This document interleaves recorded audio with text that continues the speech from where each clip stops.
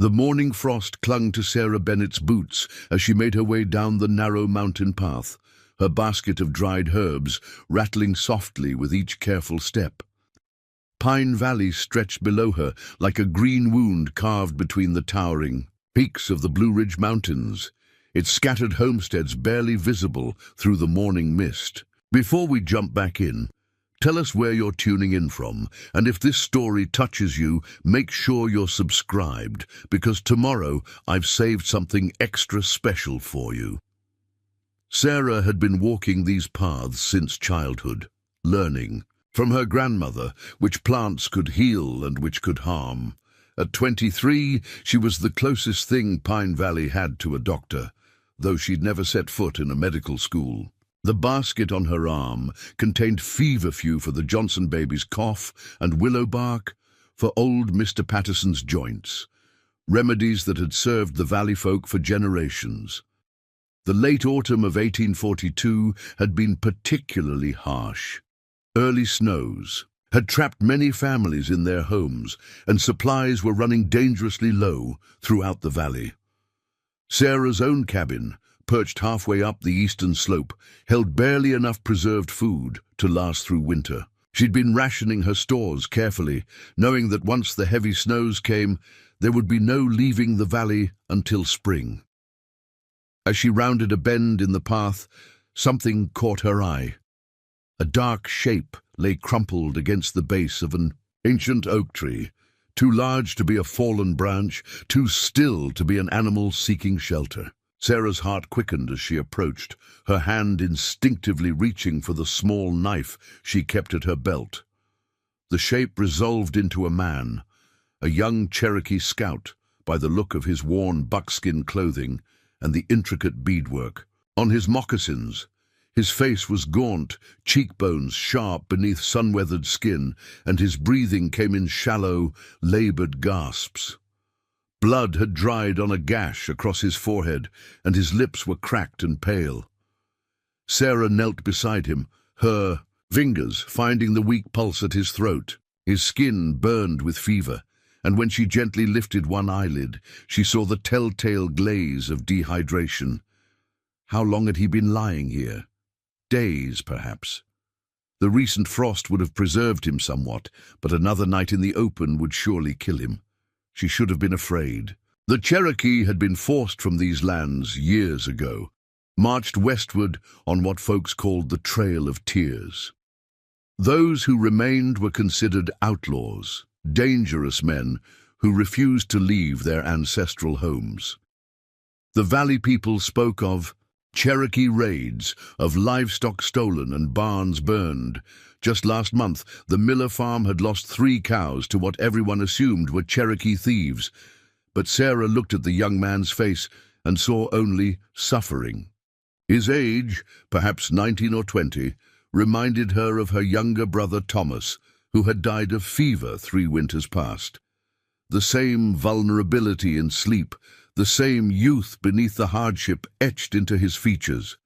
Making her decision, Sarah set down her basket and slipped her arms beneath the scout's shoulders. He was lighter than she expected, his body wasted by hunger and illness. With considerable effort, she managed to prop him against the tree trunk, then retrieved her water flask from the basket. "Easy now," she murmured, tilting a few drops onto his cracked lips. "Just a little at first." The scout's eyes fluttered open, dark eyes that focused on her with startled intensity. He tried to pull away, his hand moving weakly toward a knife that wasn't there. "Peace," Sarah said softly, showing him her empty hands. "I mean you no harm." Understanding seemed to dawn in his eyes, followed quickly by shame. He tried to stand, to leave, but his legs buckled immediately. Sarah caught him before he could fall. "You're in no condition to go anywhere," she said firmly. "I'm Sarah Bennett. I live just up the ridge. Can you understand me?" The young man nodded slightly.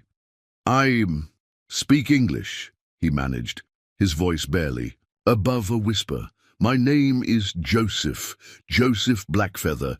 Well, Joseph Blackfeather, you're burning with fever and half-starved by the look of you. I can help, but you need to trust me."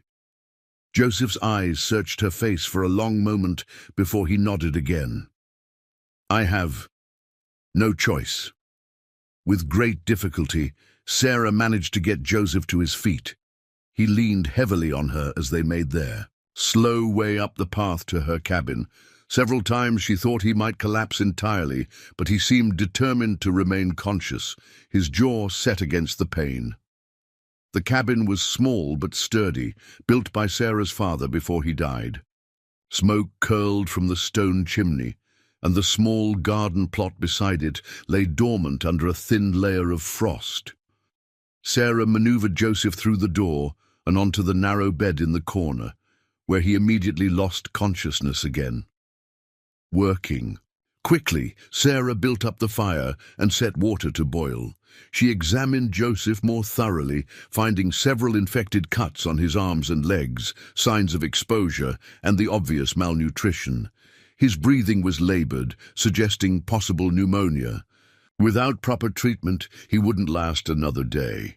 Sarah spent the next hours cleaning and dressing his wounds, brewing medicinal teas, and spooning thin broth between his lips whenever he stirred.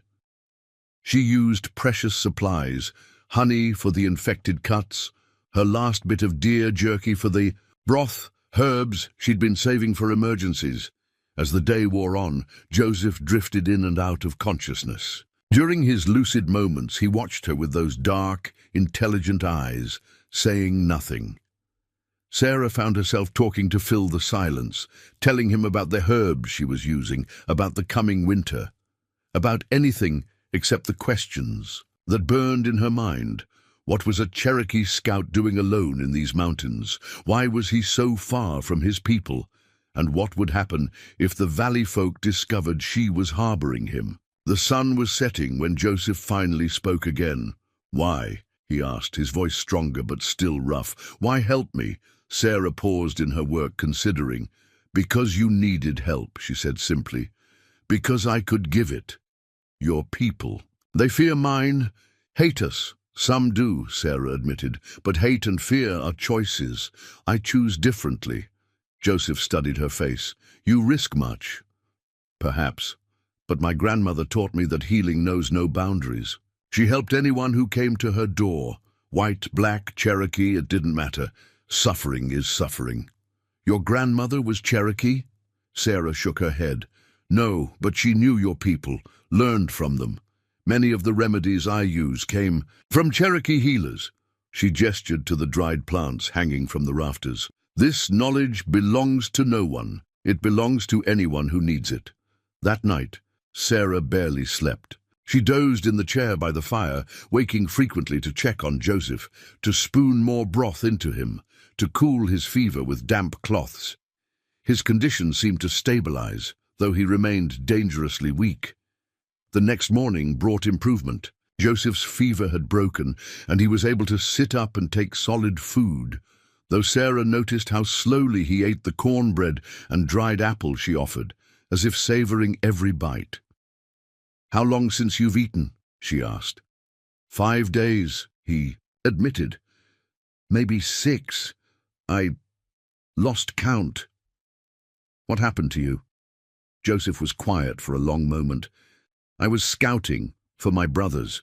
We never left. When they forced our people west, some of us stayed, hidden. We live in the high mountains, now where white men don't go." "How many of you?" "Enough." His expression closed off, and Sarah didn't press. As the day progressed, Joseph grew stronger. He was able to stand, to move about the cabin slowly. Sarah caught him studying her books, her medical supplies, the careful organization of her small space. "You live alone," he observed. "Yes, my parents died 3 years ago. Fever. My brother too." "No husband?" Sarah felt heat rise in her cheeks. "No. The valley men, they don't understand my work. They want wives who'll tend the house and raise children, not one who spends her time gathering herbs and treating illness." "Their loss," Joseph said quietly. That afternoon, Sarah made a decision that she knew could endanger them both. She needed supplies More food, certainly, and specific herbs for Joseph's recovery. But going to the valley store meant risking questions she couldn't answer. "I need to go down to the settlement," she told Joseph. "You'll be safe here. Rest. I'll be back before dark." Joseph caught her arm as she reached for her cloak. "If they suspect, they won't. I go to the store every week. It would be more suspicious if I didn't." The trek down to Pine Valley's small settlement took an hour. The general store, run by the perpetually suspicious Hiram Crawford, sat at the crossroads, where the valley's dirt roads met. Sarah steeled herself as she entered, the bell above the door announcing her arrival. "Afternoon, Miss Bennet," Crawford said, his eyes sharp behind wire-rimmed spectacles. "Bit late in the week for your usual visit." The Johnson baby took a turn, needed to tend to him first. Sarah moved through the store, selecting items carefully. Salt pork, cornmeal, dried beans, more than she usually bought. "Stocking up, I see," Crawford observed. "Preparing and narrating this story took us a lot of time, so if you are enjoying it, subscribe to our channel. It means a lot to us. Now back to the story." "Winter's coming fast. Don't want to be caught short when the snow flies." Crawford nodded, but his expression remained watchful. As Sarah paid for her goods, he leaned forward conspiratorially. "You heard about the troubles up Millerville way?" "No." "What troubles?" "Cherokee. Bunch of them raided the Baxter farm, made off with 2 horses and near a month's worth of preserved meat. Folks are saying they're getting bolder, coming down from wherever they're hiding." Sarah kept her expression neutral. "I hadn't heard." "You be careful up there on the ridge, Miss Bennet, living alone and all. Maybe you should come stay in town until this blows over." "I'll be fine, Mr. Crawford. I've got Father's rifle, and I know how to use it." Crawford grunted, clearly unconvinced. As Sarah left the store, she felt his eyes following her. The walk back to the cabin seemed longer, every shadow a potential threat. Not from Cherokee scouts, but from her own neighbor's fear and suspicion. When she returned, she found Joseph, standing by the window, tense and alert. He relaxed visibly when he saw her. "Trouble? No, but people are talking about raids north of here." Joseph's face darkened. "Not us. We take only what we need to survive, and never from those who can't spare it." "I believe you. But fear makes. People see threats everywhere." That evening, as they shared a simple meal, Joseph seemed preoccupied. Finally, he set down his plate and looked at her directly. "I must leave tomorrow." Sarah had known this was coming, but the words still hit her like a cold wind. "You're not strong enough." "I'm strong enough to travel, and every day I stay puts you in greater danger." "Where will you go?" "Back to my people. My brothers will be looking for me." He paused. "Sarah, what you've done, my people will know of it. We don't forget kindness. I don't want gratitude. I want you to survive." Joseph smiled then, the first real smile she'd seen from him. It transformed his face, revealing the young man beneath the scout's weathered exterior. "Thanks to you, I will." That night, Sarah gave Joseph her father's old coat and a packet of food for his journey. She tried not to think about the empty cabin, about returning to her solitary existence. In just 2 days, his presence had filled a loneliness she hadn't let herself acknowledge. The morning dawned grey and cold. Joseph was already awake when Sarah stirred, standing by the door with the coat around his shoulders. He looked stronger, though still thin, his dark eyes alert and determined. "The path north is treacherous," Sarah said, handing him a roughly drawn map. "Follow the creek until you reach the split rock, then bear east. It'll take you around the Patterson farm. They've got dogs." Joseph tucked the map inside his coat. "Sarah," he began, then stopped. They stood awkwardly for a moment, the unspoken hanging between them. Then Joseph reached into a small pouch at his belt and withdrew something wrapped in soft leather. "This was my mother's," he said, placing it in Sarah's hands. "She was a healer like you." Sarah unwrapped the leather to find a small carved pendant, a piece of jade in the shape of a bird, strung on a leather cord. The carving was exquisite, each tiny detail perfect. I can't. Please, it's meant to protect healers. She would want you to have it. Before Sarah could respond, Joseph stepped through the door into the morning mist. She watched him make his way up the path, his figure growing smaller until the forest swallowed him completely. The pendant was warm in her palm, the only proof that the past 2 days hadn't been a dream. The cabin felt impossibly empty. Sarah went through the motions of her day, tending the fire, preparing medicines, organizing herbs, but her thoughts kept drifting to Joseph. Had he made it safely to the high passes, found his way back to his brothers? As afternoon faded to evening, Sarah decided to walk down to the creek for water. The forest was quiet, winter still, with only the whisper of wind through bare branches. She had just filled her bucket when she heard it, the sound of horses approaching fast. Her heart lurched. Riders meant trouble. She moved quickly back toward the cabin, but before she could reach it, 3 men on horseback burst from the tree line. Sarah recognized them, Tom Patterson and his sons, their faces grim beneath wide-brimmed hats. "Miss Bennet," Patterson called, reining in his horse. "We're looking for a Cherokee scout, escaped prisoner, might be wounded. You seen anyone strange about?" Sarah's mind raced. Escaped prisoner. Joseph hadn't mentioned. "No," she said carefully. "I've seen no one." The younger Patterson boy, Samuel, dismounted and walked toward her cabin. "Mind if we look around? For your safety, of course." "Man's dangerous. I told you I've seen no one." But Samuel was already at her door, pushing it open. Sarah's heart pounded as he disappeared inside. Joseph had left that morning. There should be nothing to find. But had she cleaned away all traces of his presence?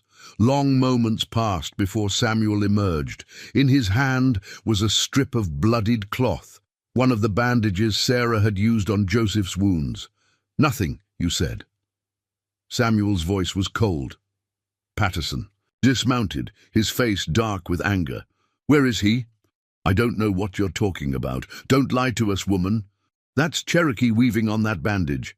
You've been harboring a fugitive." "I'm a healer," Sarah said, lifting her chin. "I help anyone who needs it, even murdering savages." "What murder?" "You said he was an escaped prisoner from the army stockade, killed a guard during the escape, and you helped him."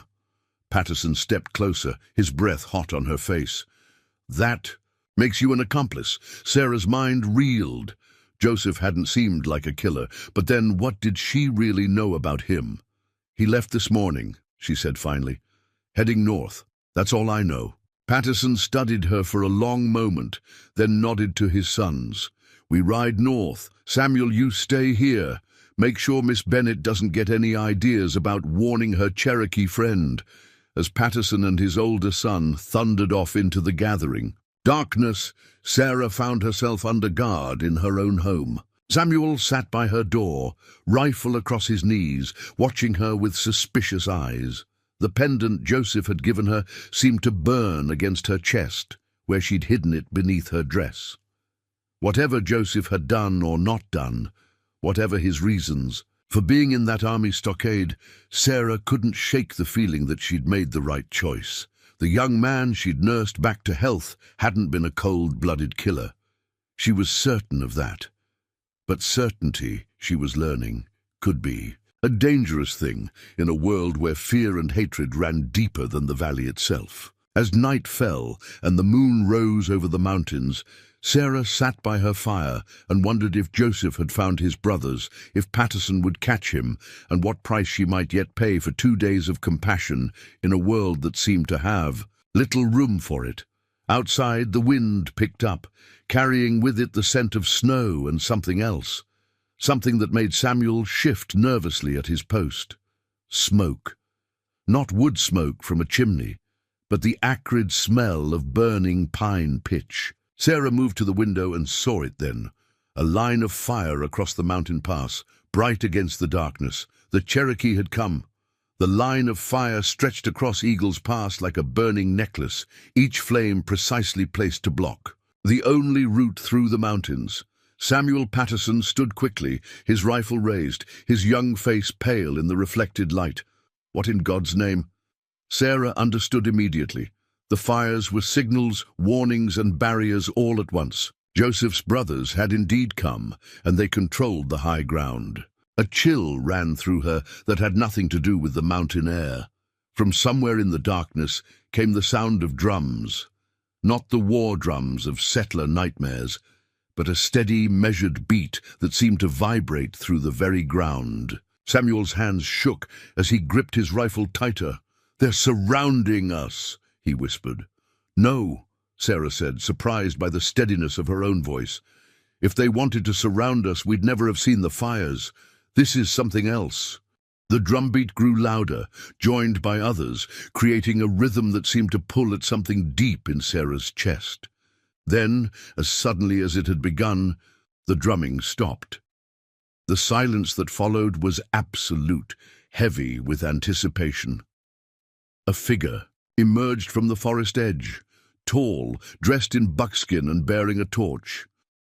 As he stepped into the clearing around Sarah's cabin, the moonlight revealed a face that was unmistakably related to Joseph's, though older, harder. Behind him, other figures materialized from the shadows, at least a dozen Cherokee warriors, their faces painted with designs that seemed to shift in the flickering torchlight. Samuel raised his rifle, but Sarah placed her hand on the barrel, pushing it down. "Don't be a fool. You're outnumbered and they haven't made any threatening moves." The lead warrior stepped forward. When he spoke, his English was accented but clear. "I am Matthew Blackfeather. You helped my brother." It wasn't a question. Sarah met his gaze steadily. "Joseph, yes, I helped him." Matthew studied her for a long moment, then held up something in his hand, a small piece of jade carved into a bird shape. Sarah's hand went instinctively to her chest, where the matching pendant lay hidden. "He left this at our camp, along with his story. Said a white woman healed him, risked her own safety, gave him food when she had little to spare." Matthew's eyes were dark, unreadable. "We came to see if this was the truth or a fever dream."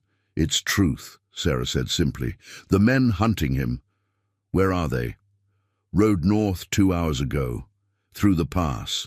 A ghost of a smile crossed Matthew's face. "They won't get far. The pass is closed." Samuel found his voice. "You can't just—" He was cut off as one of the warriors stepped forward and placed a blade against his throat. Sarah gasped, but Matthew raised his hand, and the warrior stepped back. "Boy," Matthew said coldly, "your father and his kind have hunted us like animals, driven us from our homes, murdered our families. Give me one reason why I shouldn't return the favor." Samuel's Adam's apple bobbed as he swallowed hard. Sarah stepped between them. "Because that would make you no different from them," she said. "And because Joseph wouldn't want it." Matthew's expression shifted slightly. "You speak as if you know my brother well." "I know he's not a killer, despite what they say." "And what do they say?" Sarah glanced at Samuel, who had gone very still. "That he killed a guard, escaped from an army stockade." For the first time, anger flashed across Matthew's face. A guard who was beating a Cherokee child, a boy of 10 winters who'd done nothing but beg for food. Joseph intervened. The guard drew his pistol. Joseph had no choice. That's not what we were told," Samuel stammered. "Your people hear what they want to hear." Matthew turned back to Sarah. "But you saw only a man in need. Why?" Sarah thought of her grandmother, of the stories she'd told of the Cherokee, healers who had shared their knowledge freely before the world had gone mad with greed and fear. Because healing has no color, no tribe, no side. Matthew was quiet for a long moment. Then he gestured to his warriors, who began unpacking bundles they carried. To Sarah's amazement, they laid out food supplies, dried meat, cornmeal, beans, even precious salt, far more than she'd given Joseph. "A debt repaid," Matthew said, "with interest. This is too much. Winter comes. You will need it." His expression softened slightly. "Joseph also said you live alone, that your family is gone." Sarah nodded, not trusting her voice. "Then know this, Sarah Bennett. You are under the protection of the Blackfeather clan. Any who would harm you will answer to us." Samuel made a strangled sound. "The army will hear about this. They'll come looking." "Let them come," Matthew said. "We know these mountains better than they ever will. And now we know we have at least one friend in the valley." He paused, studying Sarah's face in the torchlight. "Joseph asked me to tell you something. He said you would understand." "What?" "That the bird protects the healer, and the healer protects the truth." Sarah's hand went again to the pendant at her chest. Yes, she understood. The truth about what happened at the stockade. The truth about who the Cherokee really were. The truth that compassion could bridge the artificial chasms men created between peoples. Matthew signaled to his warriors, and they began to retreat back into the forest. As they reached the tree line, he turned back one final time. "The pass will too remain closed until dawn. Your father and the other one, they're safe but delayed. We have no quarrel with them unless they make one." His gaze shifted to Samuel. "Tell your people what you've seen here. Tell them the truth if you have the courage." Then they were gone, melting back into the darkness as if they'd never been. Only the supplies remained as proof of their visit. That and the dying flames across the mountain pass. Samuel sank onto the doorstep, his rifle forgotten beside him. His face was pale, confused, wrestling with everything he'd just witnessed. "They could have killed us both," he said finally. "But they didn't. That man, Matthew, he said Joseph killed a guard defending a child, but everyone says what they want to believe." Sarah said gently. "What's easier to believe? That the Cherokee are savages, or that sometimes we're the ones who act savagely?" Samuel was quiet for a long time. When he spoke again, his voice was different, uncertain. "My grandfather knew Cherokee before the removal, said they were good people, proud people. My father says he was a fool. What do you say?" I don't know anymore." Sarah sat beside him on the step. Above them, the stars were brilliant in the cold mountain air. "That's the beginning of wisdom, Samuel. Not knowing, being willing to question what we've been told." They sat in silence, watching the last of the signal fires burn down to embers. Near dawn, they heard horses approaching, Patterson and his older son looking frustrated and confused. "The damnedest thing," Patterson muttered as he dismounted. "The pass was blocked, fires everywhere. And when we tried to go around, there were these symbols painted on the trees, kept leading us in circles." He looked at Samuel. "Anything happen here?" Samuel glanced at Sarah, then at his father. For a moment, Sarah thought he would tell everything. Then he straightened, his young face set in new lines. "No, Pa, nothing happened. Miss Bennett just tended her fire and worked on her medicines. Like always." Patterson grunted, clearly suspicious but unable to prove anything. As the three men prepared to leave, Samuel lingered behind. "I won't say anything," he told Sarah quietly, "about the supplies, about any of it." "Why?" He looked toward the mountains, where the sun was just beginning to paint the peaks gold. "Because maybe it's time someone told a different story. Maybe it's time we stopped being afraid of the truth." After they left, Sarah stood in her doorway, watching the morning light creep down the mountainsides. The jade pendant was warm against her skin, a reminder that the world was larger and more complex than the narrow valley she called home. Over the following weeks, subtle changes rippled through Pine Valley. Samuel Patterson stopped repeating his father's bitter stories about the Cherokee. When asked about the night at Sarah's cabin, he simply said the scout had vanished into the mountains. And that was that. Sarah found herself busier than ever. People still came for her healing skills, but now they lingered, asked questions, listened to her stories about herbal remedies and where they came from. The fear that had gripped the valley began to ease, replaced by something else, curiosity perhaps, or the first stirrings of understanding. On the coldest night of winter, when snow lay thick on the ground and the wind howled through the passes, Sarah heard a soft knock at her door. Opening it, she found a bundle on her doorstep, fresh meat wrapped in deerskin and a small pouch of herbs she didn't recognize. No footprints marked the snow. Inside the pouch was a note in careful English. For the healer, from those who remember. Spring came early that year, melting the snow and opening the passes. Travelers brought word from the outside world of continued tensions between the government and the remaining Cherokee, of raids and reprisals, of a world still torn by fear and misunderstanding. But in Pine Valley, something had shifted.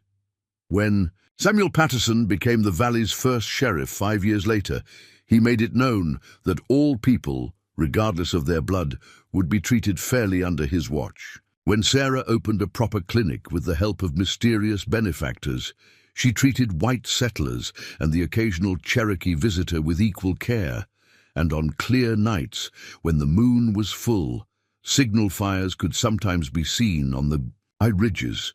Not warnings now, but greetings, reminders that in a world divided by hatred, small acts of kindness could still build bridges between peoples. Sarah never saw Joseph again, though she heard whispers that he had become a leader among his people, advocating for peace and understanding. She wore the jade pendant always, a symbol of the choice she'd made on that cold autumn day, to see the human being behind the label, to heal rather than harm, to build rather than destroy.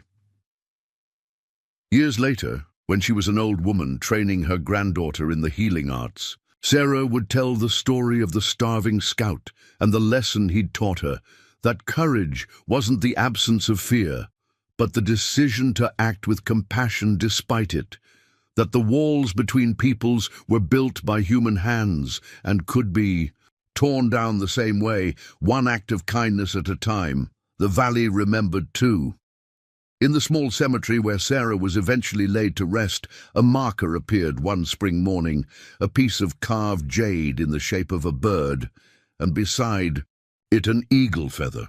No one knew who had placed them there, but everyone understood their meaning. Here lay a bridge builder, a healer who had chosen to see with the heart rather than through the lens of fear. As the years passed and the story was retold, it changed, and grew, as stories do. But at its heart remained a simple truth, that in the darkest times, when hatred seems strongest, the light of human compassion can still find a way to shine through. And sometimes that light is enough to change the world, one person at a time. The Cherokee continued to live in their hidden valleys, the settlers continued to farm the lowlands, and while true peace remained elusive, something had begun that could not be stopped. The slow recognition that perhaps, despite everything, they had more in common than anyone had dared to believe.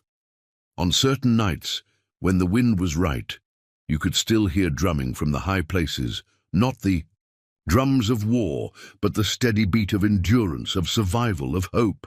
And in Pine Valley, children grew up knowing that kindness could be stronger than fear, that understanding could bridge the deepest divides, and that sometimes the most powerful thing you could do was simply to see humanity in another's eyes. Sarah Bennett's cabin still stood on the ridge, weathered but solid, a testament to the durability of compassion in a harsh world. Travelers passing by would sometimes stop to rest in its shadow, never knowing that they stood where the seeds of change had first been planted, where a woman had chosen to heal rather than turn away, and in doing so had begun to heal a wound that ran deeper than any mountain valley. In the end, that was perhaps the greatest legacy of all. The proof that one person's choice to act with love rather than fear could ripple outward, touching lives for generations to come. The Cherokee scouts continued to move through the mountains. The settlers continued to work their farms. But now, sometimes, when they met on the winding mountain paths, they would nod to each other with something approaching respect. For they had learned what Sarah had always known, that beneath the surface differences, beneath the fear and misunderstanding, they were all simply human beings trying to survive in a difficult world. And sometimes that recognition was enough to make all the difference. The jade bird pendant was eventually passed down through generations, each bearer adding their own chapter to the story. And though the details might change with each telling, the heart of it remained. When you choose to see with compassion rather than fear, you choose to be part of the solution rather than the problem. It was a lesson Pine Valley never forgot, and one that continued to shape its destiny long after. The original players had passed into legend, for in the end, that's what true change looks like. Not grand gestures or dramatic confrontations, but the quiet accumulation of small acts of courage, building slowly toward a better world. 10 years had passed since that fateful autumn when Sarah Bennett found Joseph Blackfeather collapsed beneath the ancient oak. The valley had changed in ways both subtle and profound. Sarah's small cabin had grown into a proper clinic, its walls expanded to accommodate the increasing number of patients who sought her care. Her grey-streaked hair was usually tied back now, and fine lines creased the corners of her eyes, but her hands remained as steady and gentle as ever. The morning mail brought an unexpected letter, its elegant script addressing her as Dr. Bennett, a title she'd never claimed, but that the valley folk had bestowed upon her. The return address made her breath catch: Washington, District of Columbia, Office of Indian Affairs. Inside, the letter was brief but shocking. The Commissioner of Indian Affairs requested her presence at a federal hearing regarding the matter of Cherokee land claims in the Eastern Territories. Her name, it seemed, had been put forward by someone identified only as J. Blackfeather, as a critical witness to events that might influence new legislation. Sarah sat heavily in her chair, the letter trembling in her hands. Joseph, after all these years, was it possible? She'd heard nothing directly from him since that morning he'd walked away into the mist, though she'd felt his influence in 100 small ways. The mysterious supplies that appeared when her stores ran low, the Cherokee patients who occasionally sought her help, knowing somehow that she could be trusted. 3 weeks later, Sarah found herself in a wood-paneled chamber in the capital, her simple mountain dress standing out among the formal suits and military uniforms. The committee members sat elevated behind a long bench, their faces stern and skeptical. Among the crowd, she searched for a familiar face but found none. The committee chairman, a severe man named Harrison, called the session to order. "We are here to examine claims that certain Cherokee bands never left their ancestral lands and have maintained continuous presence despite the Indian Removal Act.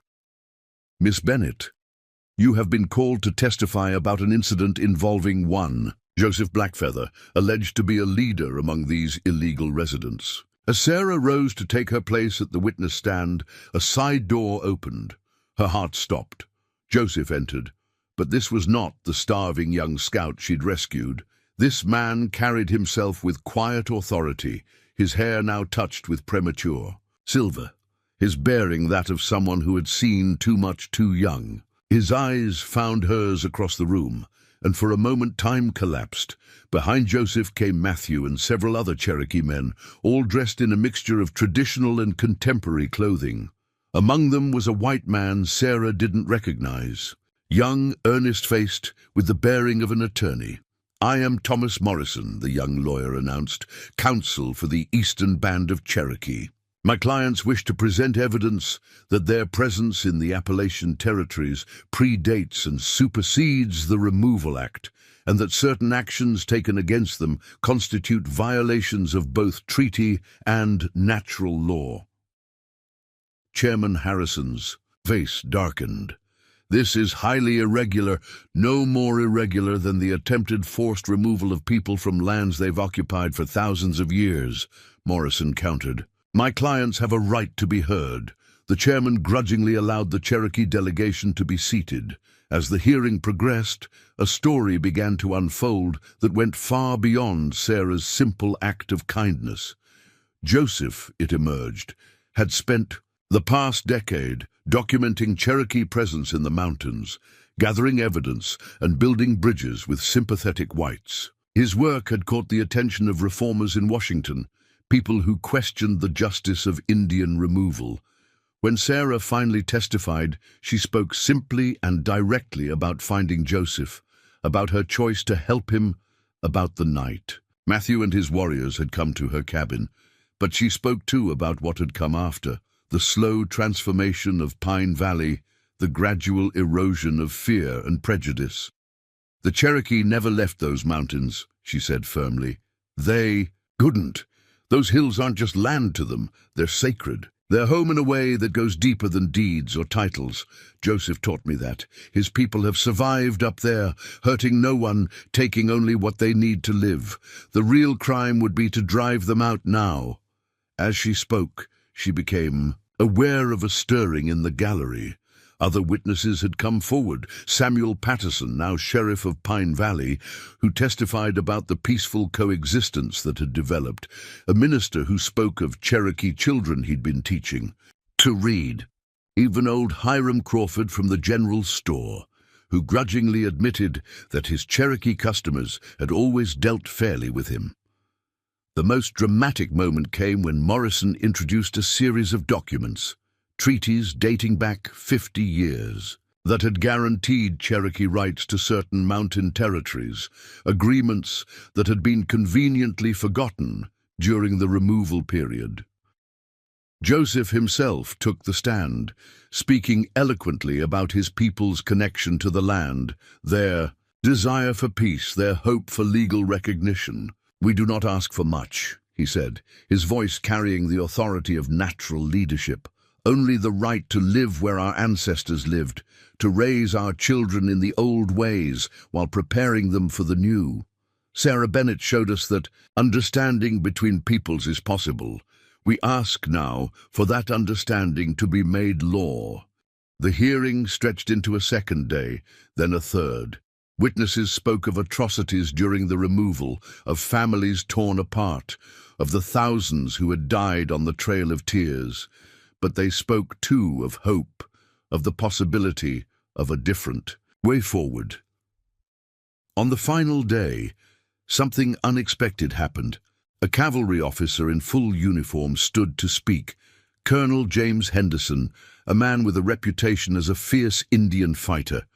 The room fell silent, expecting him to denounce the Cherokee claims. Instead, he spoke of a night 5 years earlier when his patrol had been caught in a blizzard in the high passes. They would have frozen to death, he said, if not for a group of Cherokee who had found them and led them to shelter. The leader of that group, Henderson said slowly, was Joseph Blackfeather, the same man they say is a dangerous fugitive. He could have left us to die. God knows we'd given his people reason enough to hate us. Instead, he saved 12 soldiers' lives. That's not the act of a savage. That's the act of a man of honor. By the hearing's end, the mood in the chamber had shifted palpably. The committee retired to deliberate, leaving the gallery buzzing with speculation. Sarah found herself face to face with Joseph for the first time in a decade. "You look well," he said simply. "As do you. Though I suspect our paths have been very different." Joseph smiled, and she saw traces of the young man she'd known, perhaps not so different. "We've both been healing in our way." The committee's decision when it came was cautious but groundbreaking. They recommended the establishment of a new Eastern Cherokee Reserve in the high mountains, a place where Joseph's people could live legally with protected status. It wasn't everything the Cherokee had hoped for, but it was a beginning. The implementation wasn't smooth. There were protests, legal challenges, bitter editorials in newspapers across the South. But public opinion had begun to shift. Stories spread of the mountain Cherokee who had survived against all odds, of the white woman who had chosen compassion over fear, of the slow reconciliation happening in places like Pine Valley. Sarah returned home to find her clinic busier than ever. Cherokee came down from the mountains more openly now, seeking her care and sometimes staying to trade or work in the valley. She began training apprentices, both white and Cherokee, passing on the healing knowledge that had no racial boundaries.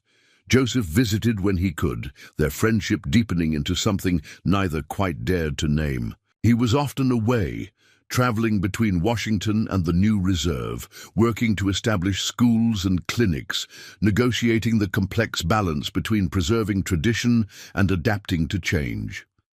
The reserve's official opening came in spring, marked by a ceremony that drew visitors from across the country. Sarah stood with the other honored guests as Joseph, now recognized as a principal chief of the Eastern Band, spoke to the gathered crowd. "Today marks not just a victory for the Cherokee," he said, "but a victory for justice, for compassion, for the belief that different peoples can share this land in peace. We have been through darkness. Many were lost, but we survived, and we survived because some had the courage to see our humanity." Sarah Bennett was the first. She chose to heal rather than fear. That choice rippled outward, touching hearts, changing minds. Today, we begin to heal the wounds of the past. Today, we choose hope. The years that followed saw the Mountain Reserve flourish. A school was built where Cherokee children learned both traditional ways and modern subjects. A hospital rose beside it, where healers trained in both Cherokee and Western medicine. Trade increased between the reserve and surrounding communities. Pine Valley became known as a place where cultures met and mingled peacefully. Sarah's role evolved from healer to teacher to bridge builder. She helped establish exchange programs where white and Cherokee children learned together. She mediated disputes, translated not just languages but worldviews, helped both sides see the humanity in the other. One autumn day, 15 years after Joseph's return to Pine Valley, Sarah received a delegation of visitors, government officials from Washington, come to see the miracle of the mountains for themselves. They wanted to understand how Pine Valley had succeeded where so many other places had failed.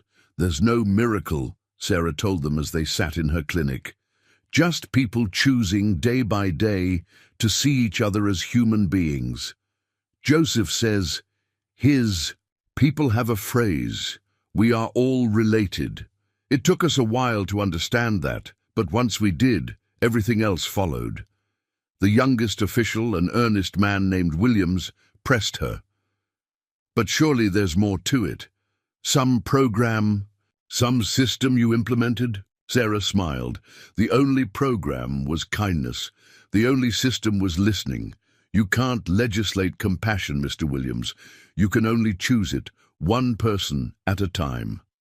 That evening, Joseph found her sitting on the bench outside her clinic, watching the sunset paint the mountains gold. He sat beside her, comfortable in the silence they'd learned to share.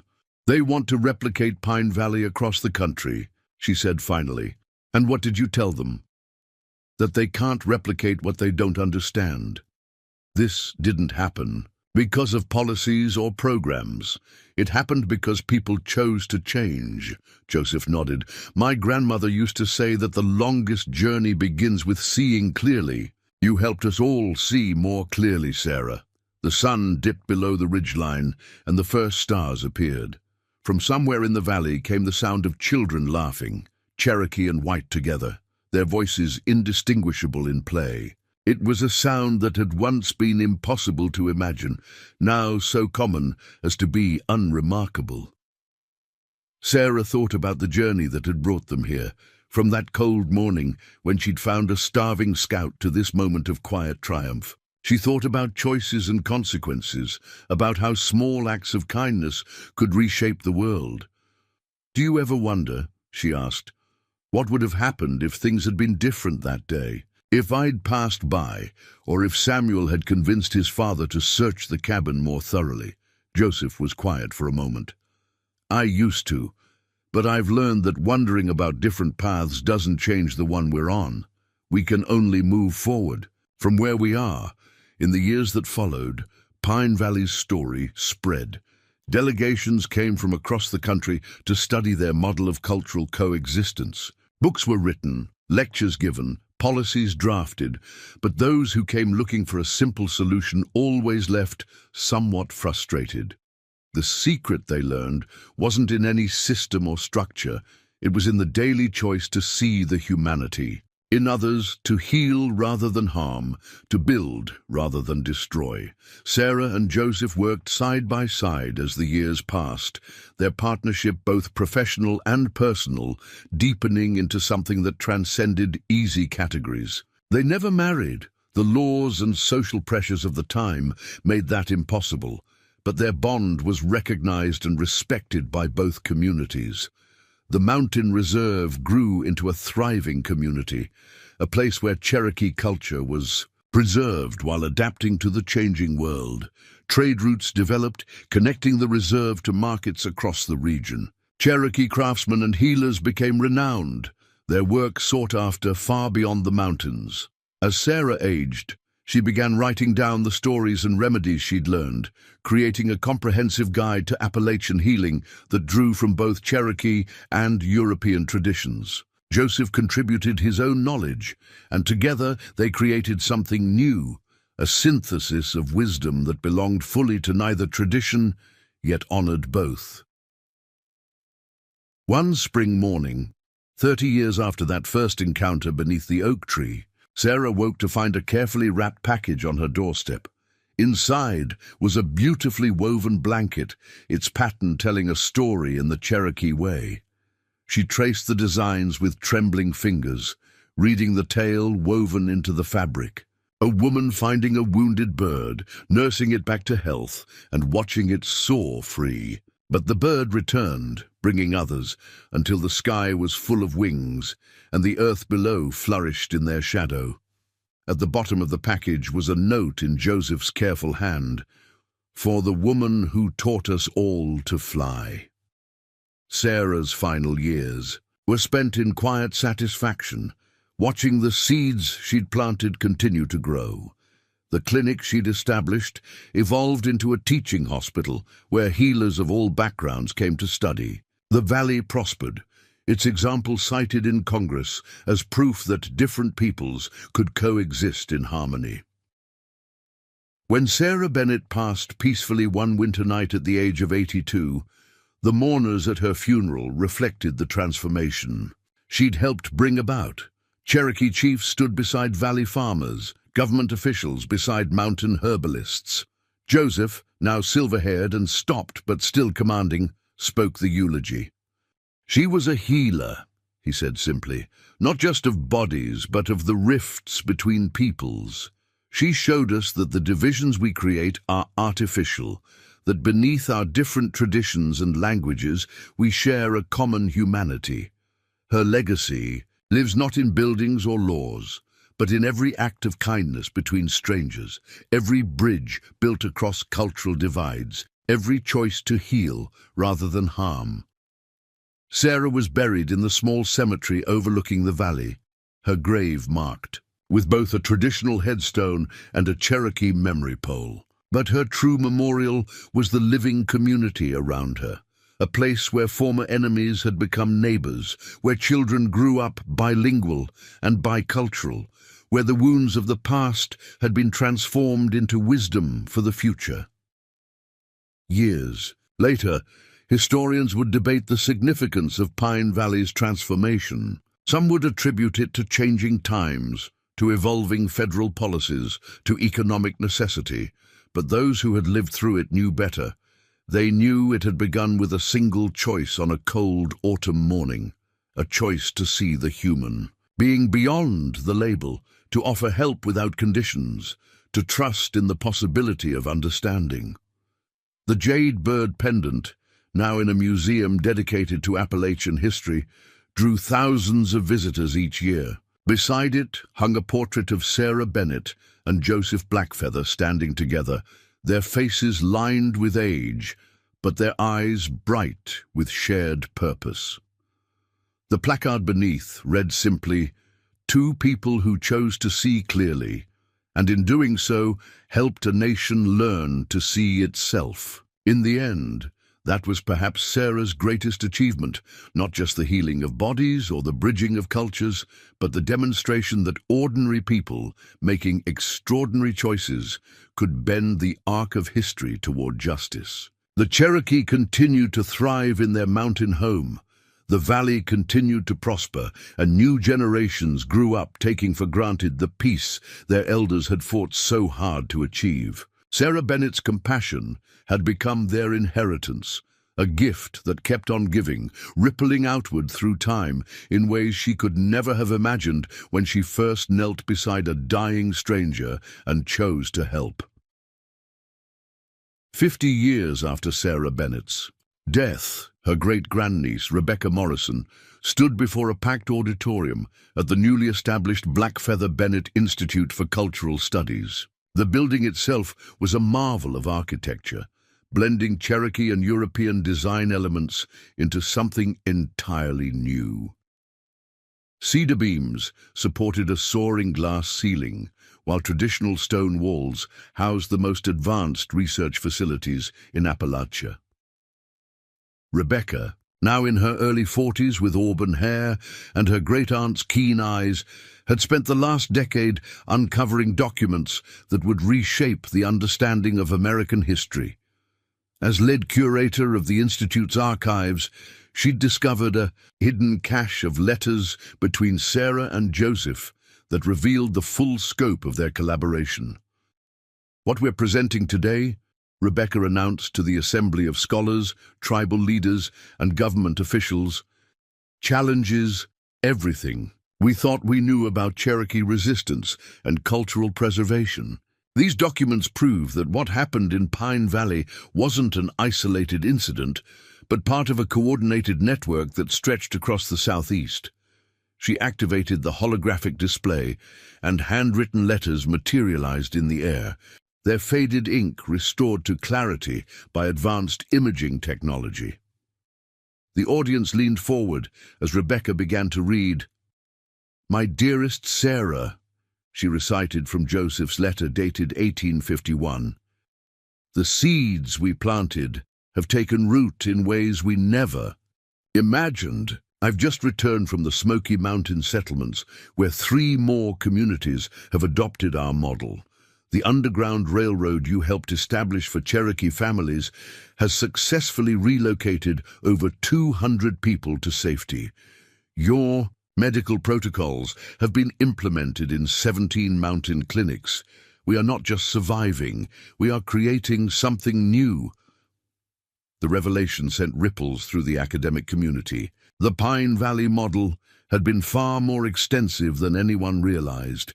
Sarah and Joseph hadn't just transformed one community, they'd orchestrated a quiet revolution that had saved thousands of lives and preserved Cherokee culture during its darkest hour. Rebecca's research partner, Dr. James Blackfeather, Joseph's great-great-grandson, stepped forward to present their findings on the medical innovations that had emerged from Sarah and Joseph's collaboration. By combining Cherokee botanical knowledge with emerging Western medical practices, James explained, displaying chemical analyses on the screen, they developed treatments that were decades ahead of their time. This compound here, which they called Mountain Mercy, contains precursors to several modern antibiotics. They were essentially practicing integrated medicine a century before it became accepted. The presentation revealed that Sarah had trained not just a handful of apprentices, but had established an entire network of healers who operated in secret, serving both Cherokee and poor white communities throughout Appalachia. These healers had maintained detailed records, creating a parallel medical tradition that had influenced American healthcare in ways previously unrecognized. As the conference progressed, more stunning revelations emerged. Archaeological teams, had discovered a series of hidden Cherokee settlements throughout the mountains, places where families had lived for decades after the removal, supported by the network Sarah and Joseph had created. These communities had developed their own educational systems, their own economies, their own hybrid culture that blended the best of both worlds. Professor Maria Santos from Harvard's Department of Indigenous Studies presented her analysis of the cultural artifacts found at these sites. What we're seeing is not just survival, but innovation. The Cherokee in these communities weren't simply preserving old ways. They were creating entirely new forms of expression. This pottery, for example, combines traditional Cherokee techniques with European glazing methods to create something unique. It's a material representation of cultural synthesis. The most dramatic moment came when Rebecca introduced a surprise guest, 90-year-old Mary Blackfeather Patterson, the daughter of Samuel Patterson and a Cherokee woman he'd married after the reserve was established. Mary, despite her age, commanded the stage with quiet dignity. "I knew Aunt Sarah," she said, her voice still strong. "Not by blood, but she was an aunt to all of us children in the valley. She and Chief Joseph, we all called him that by then. They taught us that identity wasn't about choosing one side or the other. It was about creating something new while honoring the old. I am equally Cherokee and settler, and that's not a contradiction.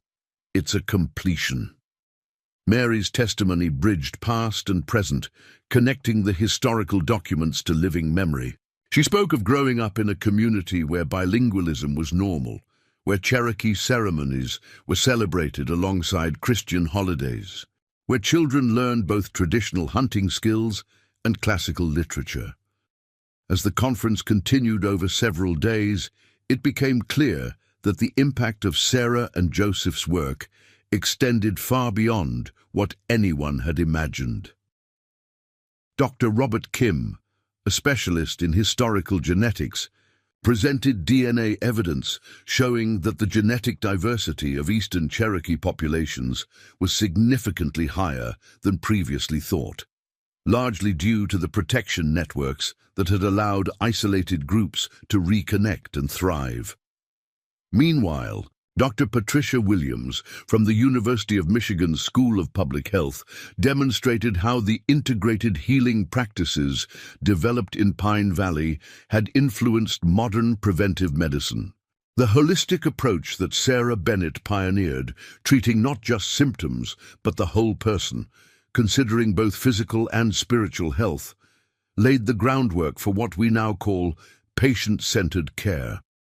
The economic implications were equally stunning.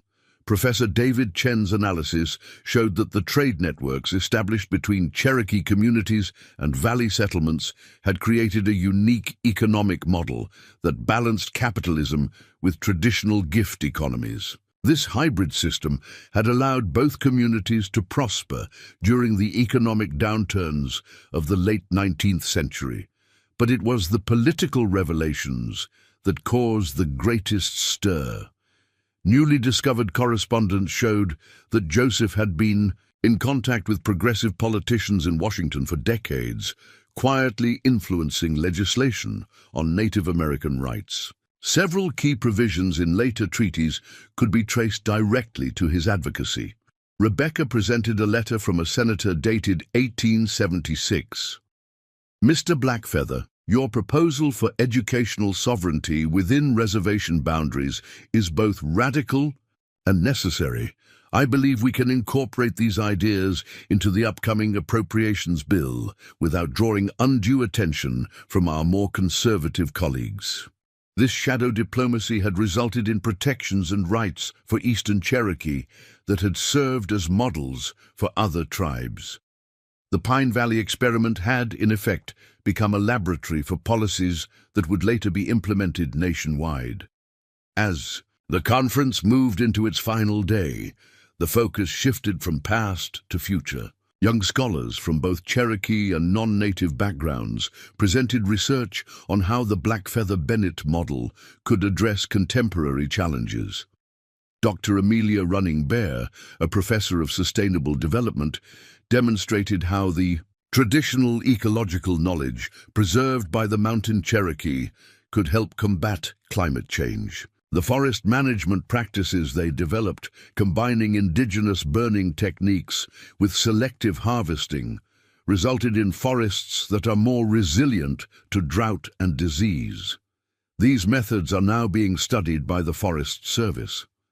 Similarly, educators were examining the bilingual, bicultural education model that had emerged from Pine Valley's schools. Dr. Carlos Mendoza presented data showing that students in programs based on this model showed higher creativity scores and better problem-solving abilities than those in conventional schools. The conference's final session brought together tribal leaders, government, officials, and academics to discuss implementing these historical lessons in contemporary policy. Secretary of the Interior, Margaret Yazzie, herself a member of the Navajo Nation, addressed the assembly. What Sarah Bennett and Joseph Blackfeather proved is that different peoples can not only coexist, but can create something greater through their interaction.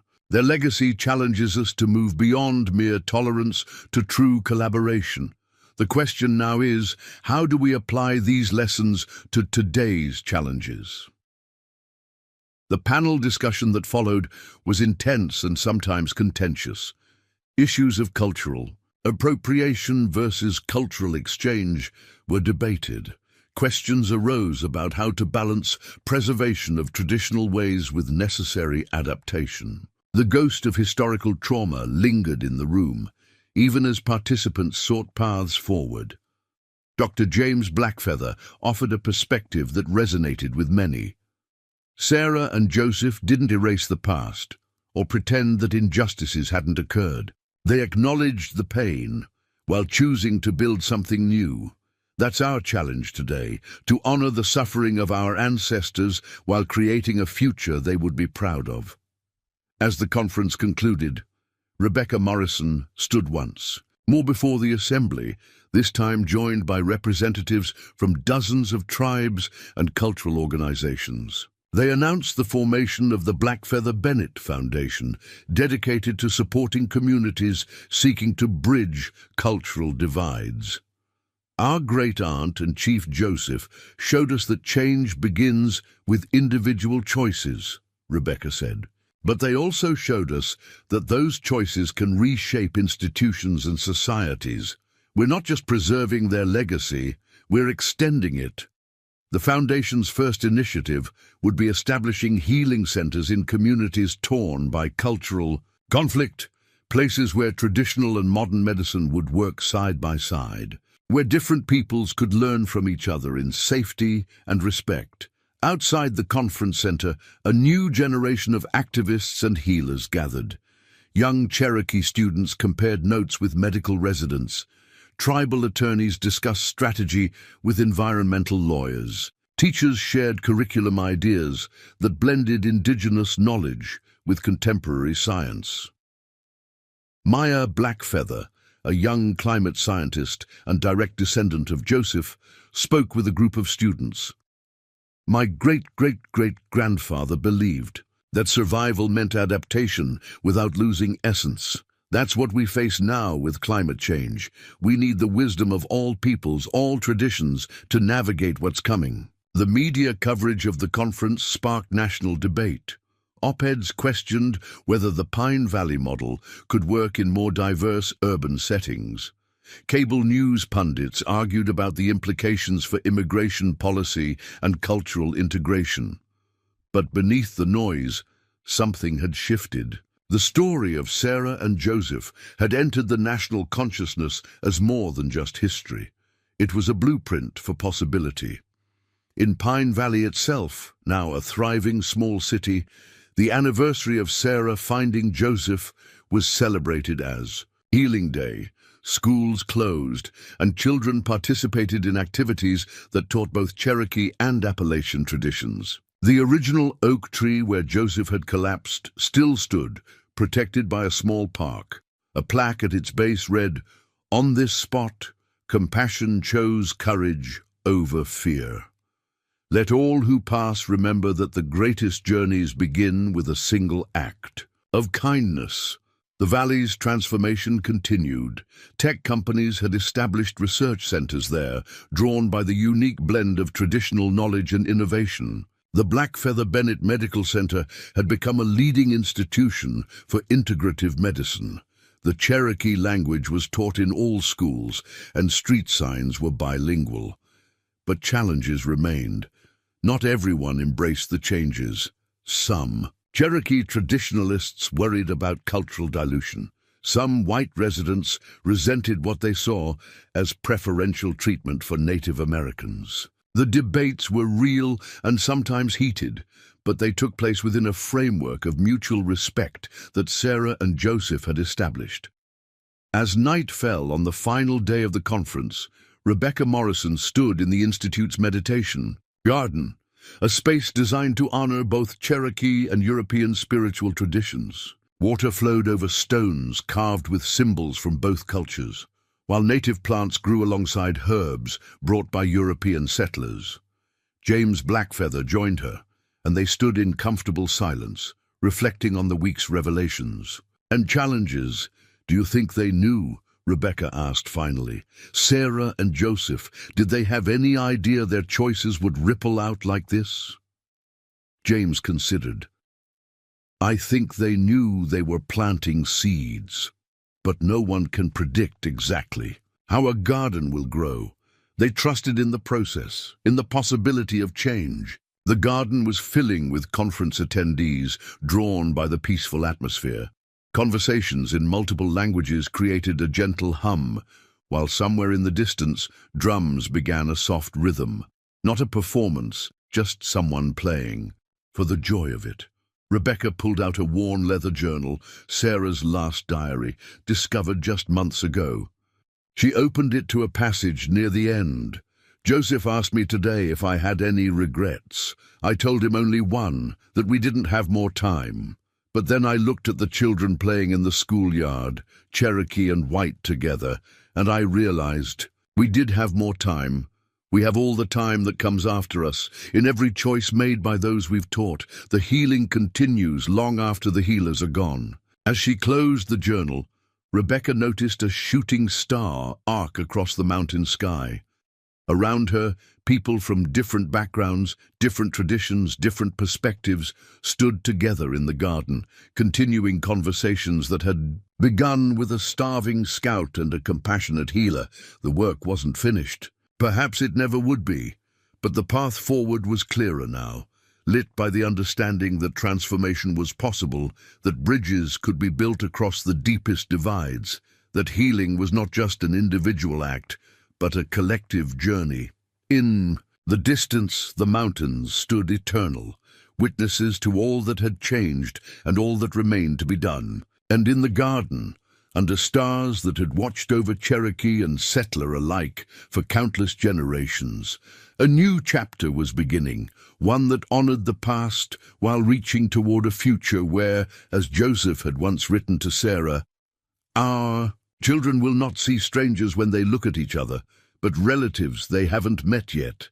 The conference ended, but its effects rippled outward. Research projects were launched, partnerships were formed. Communities across the country began examining their own histories, looking for untold stories of cooperation and bridge building. In the end, that was perhaps the greatest legacy of Sarah Bennett and Joseph Blackfeather. Not just the specific changes they had made, but the proof they had offered that change itself was possible. They had shown that ordinary people, making extraordinary choices, could redirect the current of history toward justice and healing. As the participants departed, carrying their new knowledge back to their communities, the work continued. The Blackfeather Bennett Institute hummed with activity, its researchers and healers preparing for the next phase of discovery and reconciliation. The story that had begun with a simple act of compassion on a mountain path had become a movement, a philosophy, a living testament to the power of choosing understanding over fear. The future stretched ahead, uncertain, but full of possibility. And in that uncertainty lay hope. The same hope that had stirred in Sarah Bennett's heart when she first knelt beside a dying stranger and chose to help. The same hope that had sustained Joseph Blackfeather through years of struggle and transformation. It was a hope built not on naive optimism, but on the hard-won knowledge that change was possible, that healing could happen, that bridges could be built across any divide. And as new generations took up the work, adding their own chapters to the story, that hope continued to grow, spreading like ripples from a stone dropped in still water, reaching shores not yet imagined. 25 years after the groundbreaking conference at the Blackfeather Bennett Institute, the world had changed. In ways both profound and unexpected. The year 2099 brought challenges that neither Sarah Bennett nor Joseph Blackfeather could have imagined, yet their legacy proved more relevant than ever. Dr. Elena Blackfeather Chen stood before the holographic display in the Institute's new quantum research lab, her fingers dancing through streams of data that glowed in the air like fireflies. As the great-great-great-granddaughter of Joseph Blackfeather and a leading geneticist, she was on the verge of a discovery that would revolutionize medicine yet again. The ancestral memory markers are stronger than we hypothesized, she told her research team, highlighting specific gene sequences. The traditional healing knowledge isn't just cultural, it's literally encoded in our DNA, activated by specific environmental triggers and practices. Her colleague, Dr. Marcus Thompson, a descendant of formerly enslaved people who had found refuge in the Cherokee networks, leaned forward with interest. "You're saying the healing abilities Sarah Bennett documented weren't just learned behaviors?" Exactly. When Joseph's people shared their knowledge with Sarah, and when she integrated it with European herbalism, they were activating dormant genetic potentials in both populations. The hybrid vigor we've observed in mixed heritage individuals isn't just physical, it's cognitive, even spiritual. The implications were staggering. Climate change had triggered massive population displacements globally, creating cultural collision points that echoed the challenges of 19th century America. The Blackfeather Bennett model of cultural synthesis had become a template for refugee integration programs worldwide. In the Institute's Climate Adaptation Center, Director Ayanna Patterson Morales, descendant of Samuel Patterson and his Cherokee wife, coordinated global response networks. Massive screens displayed environmental crisis points, rising seas displacing Pacific Island nations, drought forcing African populations northward, extreme weather creating climate refugees across every continent. The Pine Valley protocols are being implemented in 17 crisis zones, she reported to the International Council meeting. Communities that embrace cultural fusion show 300% better adaptation rates than those maintaining rigid separation. The quantum communicator crackled to life, bringing updates from field stations. In Bangladesh, where rising seas had forced millions inland, Cherokee-trained mediators worked alongside local healers to ease tensions between displaced coastal peoples and mountain communities. The techniques they used, ceremonial gift exchanges, joint healing rituals, shared agricultural projects, came directly from Sarah and Joseph's playbook. In Northern Europe, where Mediterranean climate refugees had sparked nationalist backlashes, teams trained at the Institute worked to recreate the Pine Valley Miracle.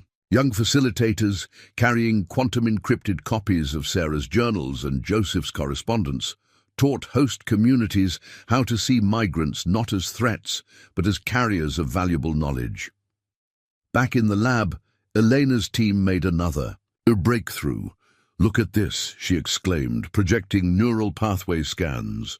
When subjects practiced the integrated meditation techniques Joseph developed, their brains literally rewire for enhanced empathy and pattern recognition. It's not just philosophy, it's evolutionary adaptation. The discovery came at a critical Time. Artificial intelligence had reached a crisis point where machines needed to understand not just human logic, but human wisdom. The Cherokee concept of interconnectedness, preserved through the Blackfeather Bennett traditions, offered a framework for teaching AIs about relationships that transcended simple cause and effect. Dr. James Standing Bear, head of the Institute's AI Ethics Division, had been working on this challenge for years. Sarah Bennett understood something we're just now quantifying, he explained to a gathering of tech leaders. Healing happens in relationships. You can't separate the individual from the community from the environment, or the environment from the spiritual realm. AIs need to learn this holistic processing. The Quantum Lab's breakthrough attracted global attention. Within days, delegations arrived from the Mars colonies, where attempts to create sustainable communities had repeatedly failed due to cultural conflicts among the international crew members. The colony's psychological director, Dr. Lisa Nakamura, was desperate. "We've tried everything," she confided to Elena. "Separate cultural zones, enforced integration, rotating leadership. Nothing works. People retreat into ethnic enclaves, and cooperation breaks down. We're sitting on the most advanced technology in human history, but we're failing at basic community building." Elena smiled, pulling up archived footage from Pine Valley circa 1875. "Your problem isn't technological. Sarah and Joseph faced the same challenge with far fewer resources. Let me show you what they learned." The solution they developed for Mars drew directly from the Mountain Cherokee survival strategies. Instead of segregating cultures or forcing assimilation, they created what Elena called synthesis pods, small mixed groups tasked with solving specific survival challenges. Each pod had to integrate different cultural knowledge systems to succeed, naturally creating the kind of hybrid solutions that had emerged in Pine Valley. Meanwhile, on Earth, the Institute faced its own challenges. The Global Heritage Preservation Alliance had launched legal proceedings, claiming that the Blackfeather Bennett Foundation was diluting pure cultural traditions. The lawsuit threatened to shut down integration programs worldwide. Rebecca Morrison IV, now chief legal counsel for the foundation, prepared their defense. In her office, holographic displays showed the faces of her ancestors, Sarah Bennett, Joseph Blackfeather, and all who had come between. Their eyes seemed to watch as she crafted arguments that would determine the future of cultural synthesis. The trial, broadcast globally via quantum entanglement networks, became a referendum on humanity's future. The Heritage Alliance's lead attorney, Dr. Wilhelm Strassner, argued passionately for cultural purity. "Distinct traditions are humanity's greatest treasure," he declared. "The Blackfeather Bennett model destroys unique cultural DNA, creating a grey, homogenized world where nothing is sacred, nothing is preserved in its original form." Rebecca rose to respond, her voice carrying the quiet authority of 7 generations of bridge builders. "Dr. Strassner speaks of cultural DNA as if it were a museum specimen, something to be preserved under glass. But culture is alive. It breathes, it grows, it adapts, or it dies." She activated displays showing thriving communities worldwide. In New Bangladesh, Sudanese refugees teach water conservation to Dutch engineers while learning hydroponic farming. In Arctic Canada, Inuit elders share ice-reading skills with climate scientists while adopting solar technology. This isn't dilution, it's evolution. The trial's turning point came when Maya Blackfeather VII, now an elderly woman revered as a wisdom keeper, took the stand. Direct descendant of Joseph through 7 generations, she had spent her life documenting oral histories from the original Pine Valley transformation. "My ancestor Joseph once told Sarah Bennett that survival meant adaptation without losing essence," she testified, her voice still strong despite her age. "The Heritage Alliance misunderstands what essence means. It's not the external forms, The clothes, the ceremonies, the languages, those are important, yes, but the essence is deeper. It's the values, the relationships, the way of seeing. These grow stronger through exchange, not weaker. She produced a small object from her bag. The original jade bird pendant, on loan from the museum. This was carved by a Cherokee hand, given in gratitude to a white healer, worn as a symbol of protection and connection. It represents neither pure Cherokee nor pure European tradition. It represents something new, something stronger. This is what we're defending, the right to create new traditions while honoring old ones. As the trial progressed, unexpected allies emerged. The Vatican's representative testified about how interfaith dialogue had enriched rather than diminished Catholic theology. Buddhist monks from Thailand described how quantum physics had deepened their understanding of ancient meditations. Even conservative Islamic scholars acknowledged that cultural exchange, properly guided, aligned with Quranic principles of human diversity as divine intention. The court's decision, when it came, was unanimous. Not only did they reject the Heritage Alliance's claims, but they established new international protocols based on the Blackfeather-Bennett principles. Cultural synthesis was recognized as a fundamental human right, essential for species survival in an interconnected world. The victory celebration at the Institute was subdued but profound.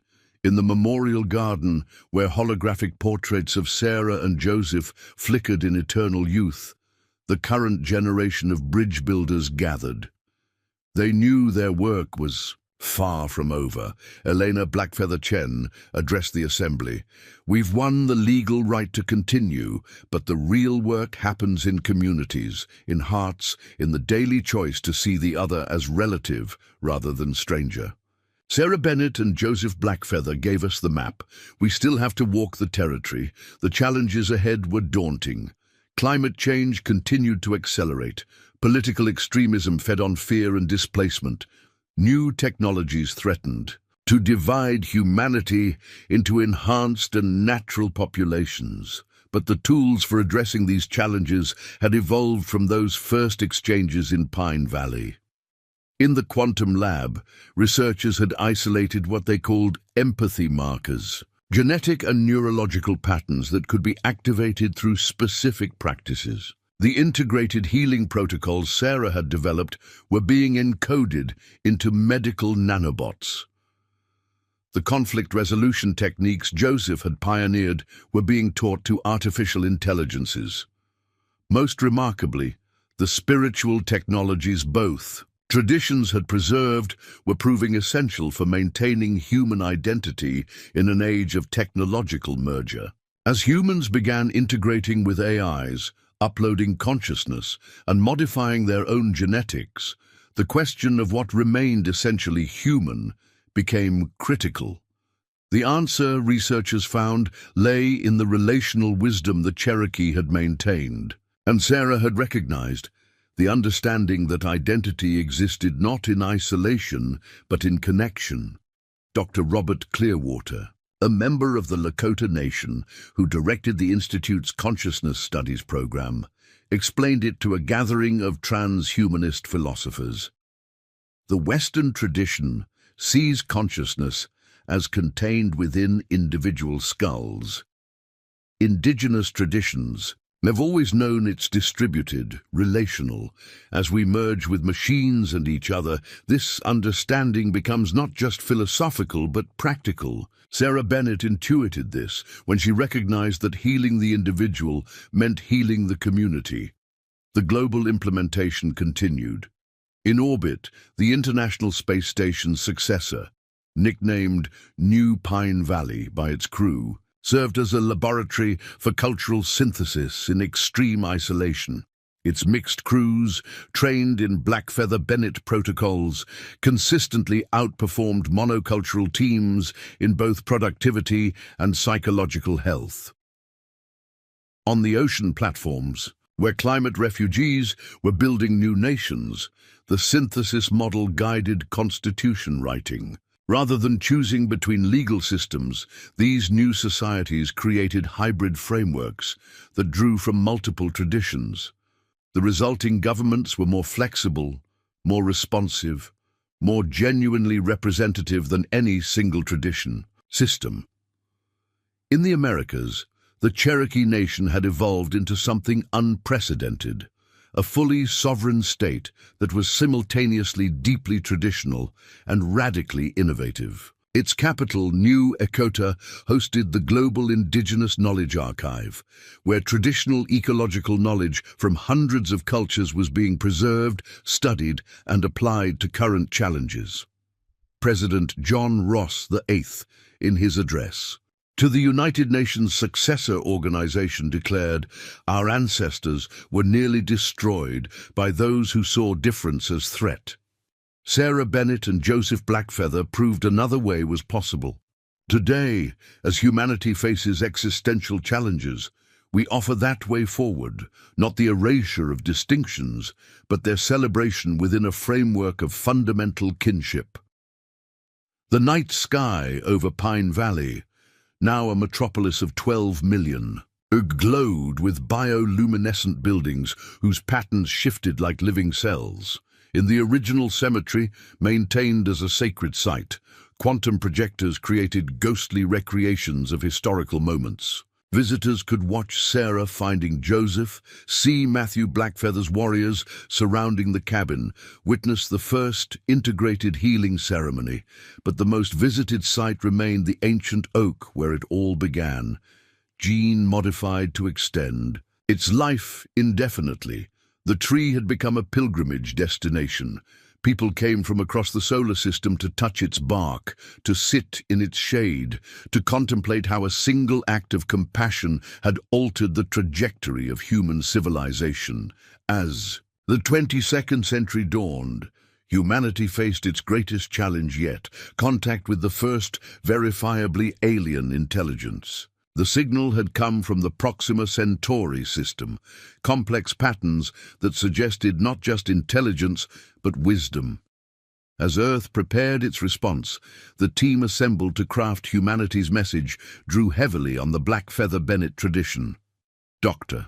Sarah Bennett, 9, leader of the contact team and direct descendant of her namesake, stood before the transmission array. In her hand, she held a quantum crystal containing the encoded essence of the jade bird pendant, its molecular structure, its cultural meaning, its history as a symbol of successful first contact between different peoples. "If we've learned anything from our ancestors," she told her team, "it's that first contact is about seeing the other clearly, not as projection of our fears or hopes, but as they truly are." Sarah Bennett looked at a dying Cherokee scout and saw a human being. Joseph Blackfeather looked at his people's enemy and saw a healer. That clear seeing changed everything. As the message beam launched toward Proxima Centauri, carrying greetings in 1,000 Earth languages, mathematical proofs, artistic expressions, and the story of Pine Valley, humanity held its breath. Whatever response came, they would face it with tools forged in the mountains of Appalachia, tested through generations of challenge and change. The future stretched ahead, vast and uncertain. But the path forward was illuminated by wisdom, earned through struggle, preserved through dedication, and shared across every boundary humans had created. As Joseph Blackfeather had written in his final letter to Sarah Bennett, discovered only recently in a quantum-sealed archive, we plant seeds not for ourselves, but for forests we'll never see. The healing we begin ripples forward through time, touching shores we can't imagine. What matters is not that we complete the work, but that we begin it with clear hearts and open hands.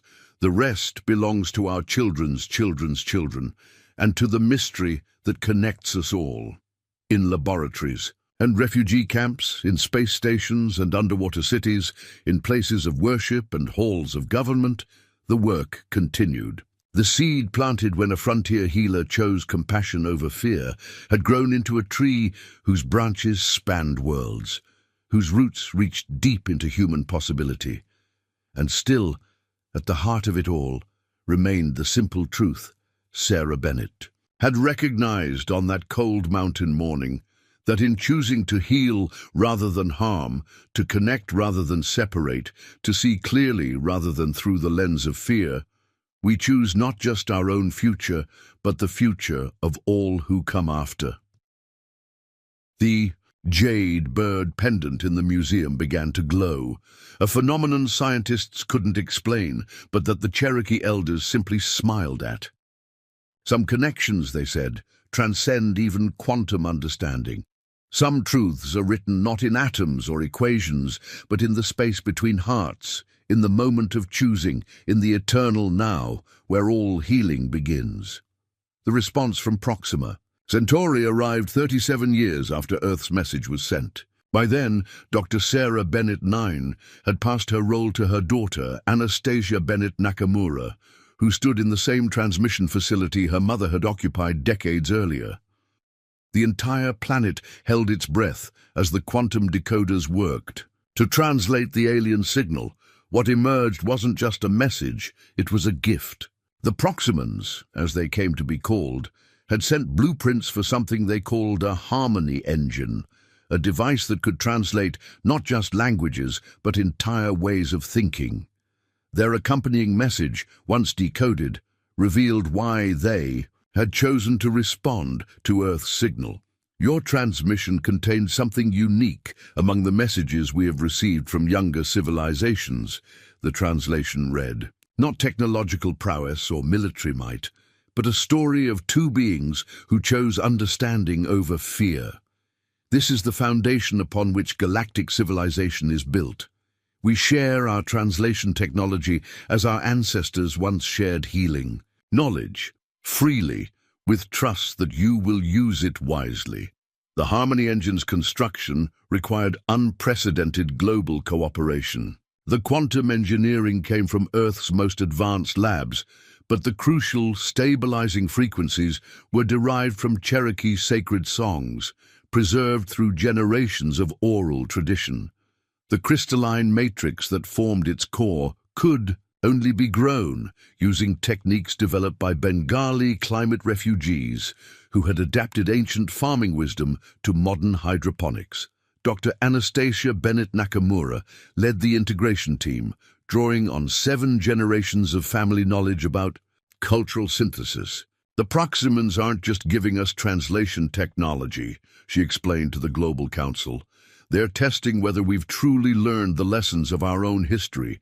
Can we build something together that none of us could create alone? The construction site, located in what had once been Pine Valley, became a pilgrimage destination.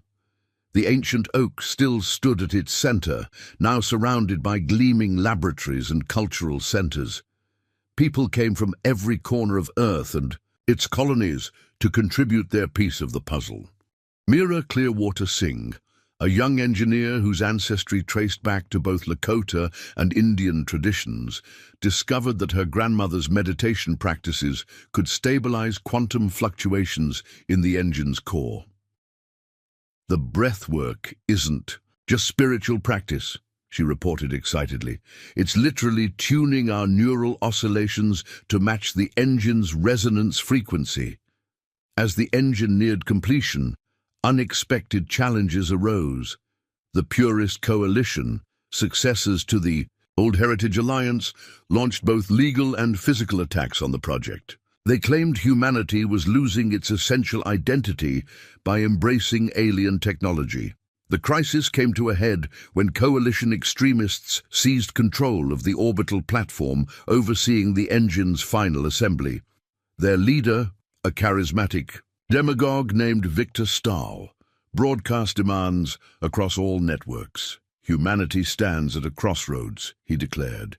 Will we remain purely human, or will we dissolve into some cosmic melting pot where nothing is sacred, nothing is preserved? The Blackfeather Bennett heresy has already corrupted Earth. We cannot let it corrupt our relationship with the stars. Inside the occupied platform, Stahl's followers held 37 scientists and cultural advisors hostage, including Elena Blackfeather Chen, now elderly, but still sharp. As negotiations stalled, she quietly activated a quantum communicator, reaching out to an unexpected ally. Thomas Morningstar, a former coalition member who had defected after studying the original Pine Valley records, received her signal. His great-grandfather had been among the Cherokee warriors who surrounded Sarah Bennett's cabin that fateful night. Now, he coordinated a response that echoed that historic moment. "We surround them not with weapons, but with understanding," he told the rescue team. "Just as Matthew Blackfeather's warriors once surrounded Sarah's cabin, we'll surround the platform with messages of synthesis and hope." The plan was audacious. Instead of a military assault, they launched a coordinated cultural response. Every orbital station, every Earth transmission array, every Mars colony beacon began broadcasting stories. Not just the tale of Sarah and Joseph, but thousands of similar stories from across human history. Buddhist monks teaching Christian mystics, Arabic scholars preserving Greek texts, jazz musicians blending African rhythms with European harmonies. The broadcasts were accompanied by the quantum signatures of integrated healing practices, the unique brainwave patterns produced when people from different cultures meditated together. The platform systems, designed to interface with human consciousness, couldn't filter out these harmonious frequencies. Inside the platform, something unprecedented happened. The hostages and their captors began experiencing spontaneous memory sharing, a phenomenon Elena had theorized but never witnessed. The coalition members found themselves experiencing their prisoners' memories, feeling the joy of discovery, the satisfaction of cooperation, the deep peace that came from transcending artificial boundaries. Victor Stahl tried to maintain control, but his followers were transforming before his eyes. One by one, they lowered their weapons, their faces showing the confusion and wonder of people waking from a dream. The crisis ended not with violence, but with revelation. The coalition members, exposed to the direct experience of synthesis, could no longer maintain their rigid ideologies.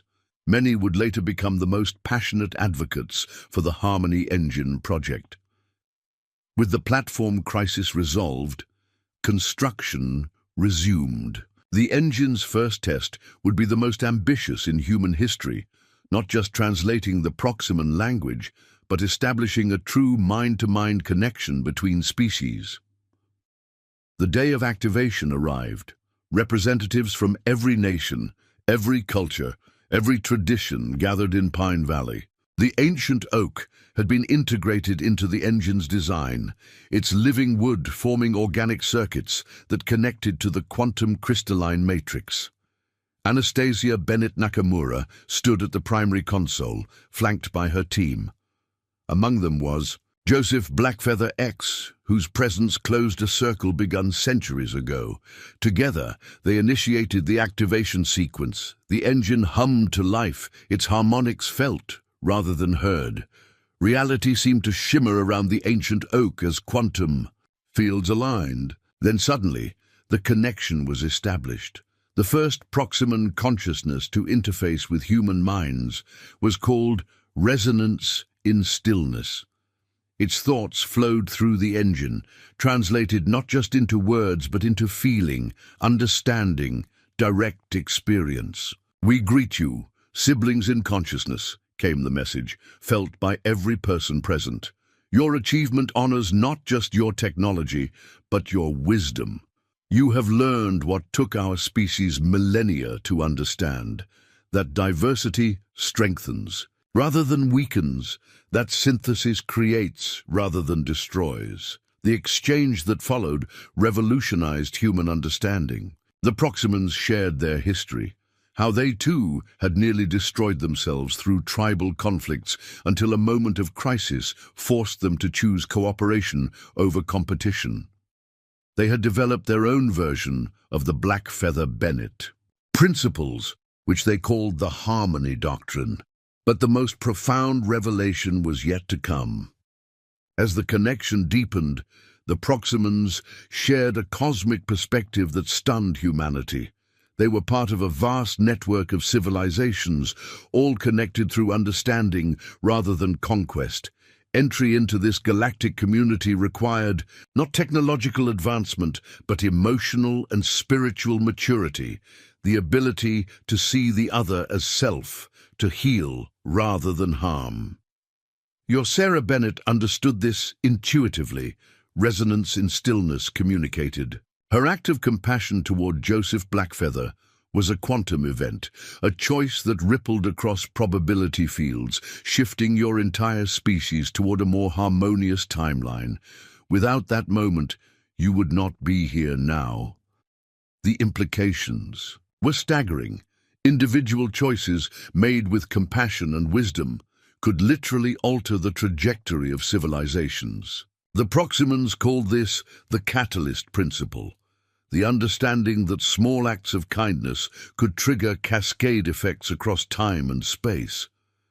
As Earth integrated into the galactic community, the Blackfeather Bennett Institute became the planet's primary training center for interstellar diplomats and cultural bridges. The techniques developed in Pine Valley were adapted for species whose consciousness operated on entirely different principles.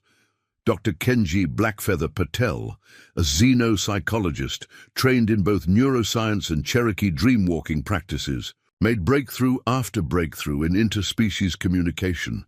Each species has its own language of the heart, he explained. The Proximans communicate through harmonic resonance. The Cetians use color emotions. The void swimmers speak in gravitational poetry. But underneath all these differences, we find the same core truth. Consciousness seeks connection.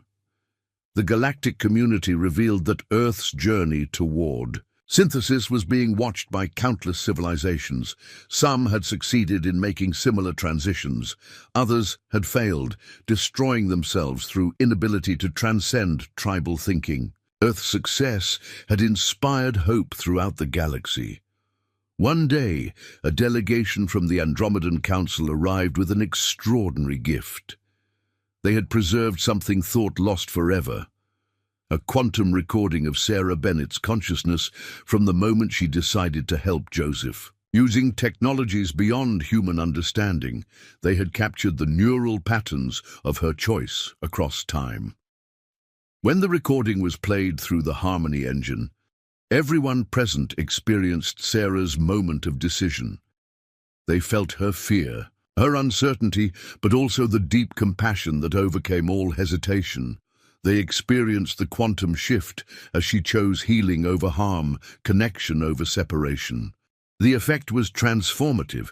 People reported feeling fundamentally changed, as if Sarah's choice had awakened something dormant within them.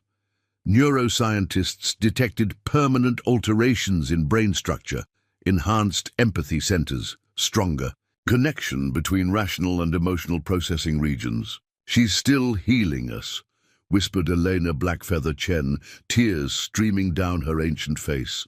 "Across centuries, across death itself, she's still teaching us how to choose." The revelation sparked a renaissance in consciousness studies. Researchers discovered that pivotal moments of compassionate choice created what they called quantum echoes, ripples in the fabric of space-time that could be detected and even amplified. The Harmony engine was redesigned to capture and broadcast these echoes, spreading the healing effects of compassionate choices across the galaxy. Earth's role in the galactic community evolved rapidly. The planet became known as the Synthesis World, a place where beings from incompatible cultures could come to learn integration. The techniques developed from the Pine Valley model were taught to civilizations struggling with their own divisions. A century after first contact, Earth hosted the first intergalactic harmony conference. Beings from 1,000 worlds gathered. In what had once been Pine Valley, now transformed into a city that existed in multiple dimensions simultaneously. The ancient oak had been preserved at its heart, its roots extending into quantum space, its branches touching alternate realities. The conference's opening ceremony began with a ritual that had become traditional, the sharing of the Sarah and Joseph story. But now it was told not just in words, but in direct experience, transmitted through the Harmony engine to every participant. As beings of impossible diversity sat together under the ancient oak, they experienced that moment when a frontier healer chose to see a dying enemy as a brother in need. They felt Joseph's gratitude, Sarah's courage, and the love that had grown between them. They witnessed how that single choice had rippled outward, transforming first a valley, then a planet, then reaching to the stars themselves. The void swimmers, beings of pure energy who had transcended physical form, manifested visible tears for the first time in their species' history. The crystalline geometers, who communicated only in mathematical proofs, spontaneously generated equations describing love as a fundamental force. The collective consciousness of the hive worlds experienced individuation for the first time, each member suddenly understanding the beauty of personal choice. As the conference proceeded, delegates worked on the greatest challenge yet facing the galactic community: the approaching merger with the infinite web, a network of universes where consciousness itself was evolving towards something unimaginable. The merger would require levels of harmony and understanding that pushed even advanced civilizations to their limits. But Earth's delegation, trained in the Blackfeather Bennett traditions, offered a unique perspective. Ambassador Maria Stillwater Chen, descendant of both Cherokee and Chinese lineages, addressed the assembly. Our ancestors taught us that the greatest journeys begin with the smallest steps. Sarah Bennett didn't set out to transform the galaxy. She just saw a man who needed help. Joseph Blackfeather didn't plan to bridge worlds. He simply chose to trust when he had every reason for suspicion. Perhaps approaching the infinite web requires not grand cosmic strategies, but simple, moment-by-moment choices to see clearly, to act with compassion, to trust in connection. Her words resonated across species barriers. The conference's final declaration, known as the Pine Valley Accord, established principles for approaching the infinite web merger. At its heart was the recognition that consciousness evolution couldn't be forced or engineered. It had to be chosen, one being at a time, one moment at a time. As the delegates departed, many chose to visit the memorial site where Sarah Bennett and Joseph Blackfeather were buried. Their graves had become a shrine not just for humans, but for countless species who recognized them as the architects of a new way of being. A young Proximan, experiencing physical form for the first time, placed a crystal flower on Sarah's grave. Its quantum structure contained the compressed experiences of 1 billion beings who had learned to choose compassion over fear. As it touched the earth, the flower dissolved into light, its essence merging with the soil that had nourished the ancient oak. That night, as multiple moons rose over Pine Valley, Earth now had 3 gifts from grateful civilizations. Something miraculous occurred. The quantum field surrounding the ancient oak began to fluctuate in patterns that matched the oldest Cherokee songs. Slowly, 2 figures materialized beneath its branches. Not ghosts, but quantum echoes of Sarah Bennett and Joseph Blackfeather, their essences preserved in the fabric of space-time itself. They stood together, young again as they had been at their first meeting, but their eyes held the wisdom of centuries. They looked out at the transformed valley, at the beings from countless worlds who had come to learn what they had discovered in their lifetimes, that healing knows no boundaries, that love transcends all divisions, that every choice to see clearly ripples outward into infinity. As dawn broke, the quantum echoes faded, but their presence lingered in the hearts of all who had witnessed them. The ancient oak's leaves rustled in a breeze that carried whispers from 1,000 worlds, all telling the same story in different languages. Once, in a time of darkness and division, a healer chose to feed a starving scout.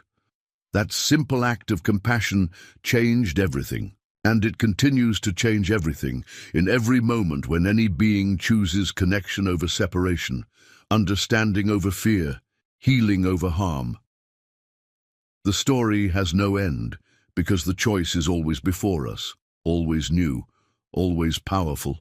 It's in laboratories and refugee camps, in first contact situations and ancient rituals, in the vast reaches of space and the quiet moments of individual hearts, the same question echoes. Will we choose to see the other as enemy or as relation? Will we heal or harm? Will we build bridges or walls? The answer, Sarah Bennett and Joseph Blackfeather had shown, shapes not just our own futures, but the future of all consciousness, rippling outward through time and space, touching shores we cannot imagine, reaching toward a unity that encompasses all diversity, a harmony that celebrates all voices, a healing that knows no limits. In the quantum field surrounding the ancient oak, new patterns emerged, not echoes of the past, but seeds of futures yet to be born. Each being who visited the site added their own thread to the tapestry, their own note to the song, their own choice to the great turning. And so the story continues, not as history, but as living possibility, not as conclusion, but as eternal beginning. Not as answer, but as invitation, to choose, to heal, to connect, to transform, to become bridges ourselves in a universe that is always waiting for the next act of compassion to ripple outward into infinity. 10,000 years had passed since the merger with the infinite web. What had once been Earth now existed as a node of consciousness in a network that spanned multiple universes. The ancient oak of Pine Valley had evolved into something beyond comprehension, its roots extending through dimensions, its branches touching realities where the laws of physics themselves were different. In this transformed existence, individuality and unity had found perfect balance. Beings could experience themselves as distinct consciousnesses while simultaneously knowing their fundamental connection to all that existed.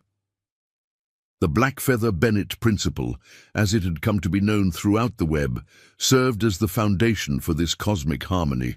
Aria Infinitus, a consciousness that traced its lineage back through countless generations to both Sarah Bennett and Joseph Blackfeather, served as what might be called a guardian of transitions. Its role was to guide newly ascending civilizations into the web, helping them navigate the profound transformation from separation-based thinking to unity consciousness. On this particular moment in the eternal now, Artia felt a ripple through the web. A young civilization in a distant universe had reached the threshold. They called themselves the Canary, and they faced the same crucial test that every species encountered. Would they choose connection over division, healing over harm? The Canary had developed remarkable technology, but their world was torn by conflicts between their various hive clusters. Each cluster believed its way of organizing consciousness was superior. Wars had ravaged their planet, and they teetered on the edge of self-destruction. Aria manifested in their reality, taking a form they could comprehend, a shifting pattern of light and sound that their sensory organs could process. The Canary's Leadership Council, desperate for solutions, had sent out a plea for help. Unlike many civilizations, they had the wisdom to recognize they needed guidance. "We have heard the legends," their prime speaker vibrated, using sonic patterns to communicate. Stories of beings who transcended their divisions, who found harmony in diversity. But how? Our differences seem insurmountable. Aria pulsed with gentle warmth. Let me share with you the oldest story in our web, the seed from which all harmony grows. Through quantum resonance, Arya transmitted the experience directly into the Canary consciousness network. They felt themselves become Sarah Bennett on that cold mountain morning, discovering the collapsed form of Joseph Blackfeather. They experienced her moment of choice, the fear, the cultural conditioning that told her to walk away, and then the deeper wisdom that recognized a being in need. The Canary collective consciousness rippled with the implications.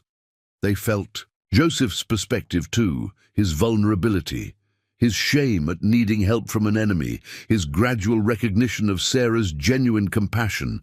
They witnessed the transformation of Pine Valley, the ripple effects across Earth, the eventual reaching to the stars. But they were the same species, the Prime Speaker objected.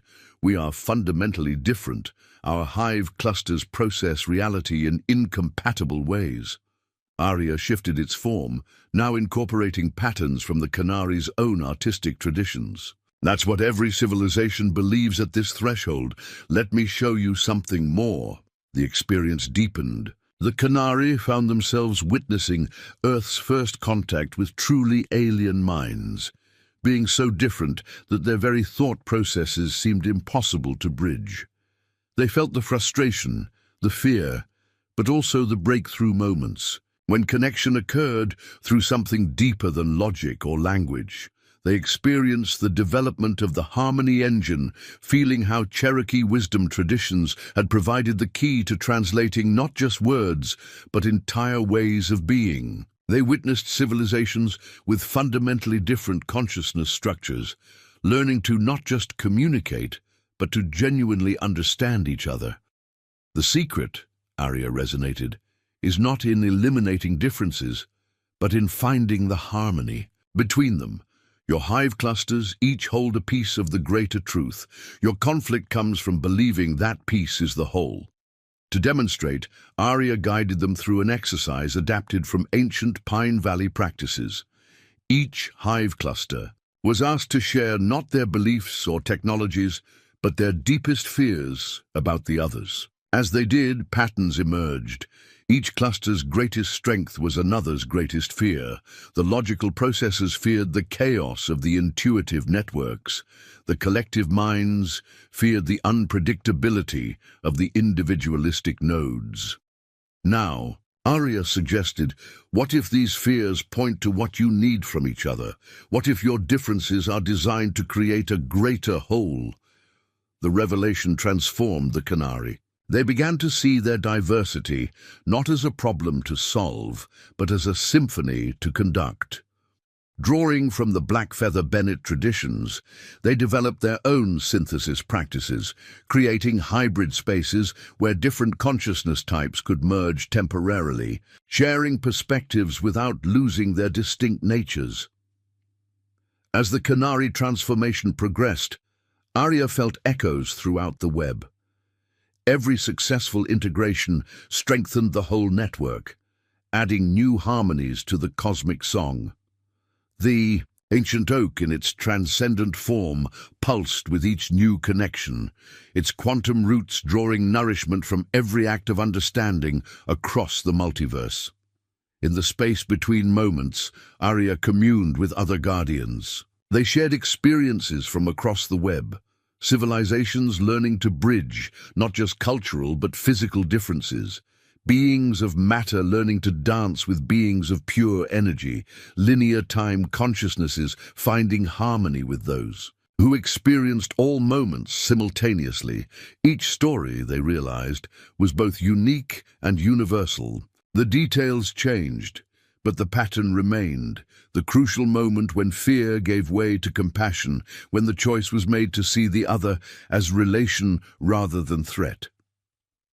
Millennia passed in the blink of an eye. The Canary had not only integrated successfully, but had become master harmonizers themselves, helping other civilizations in their region of space-time. Their unique experience with hive consciousness diversity made them especially skilled at bridging collective and individual awareness modes. Arya continued its work, now training new guardians drawn from recently integrated civilizations. Each brought their own perspective to the ancient wisdom, adding new techniques to the ever-growing repository of harmony practices. One day, though day had long since lost its original meaning, Arya felt a disturbance unlike any before. At the very edge of the web, where consciousness touched the raw void of pre-existence, something was emerging.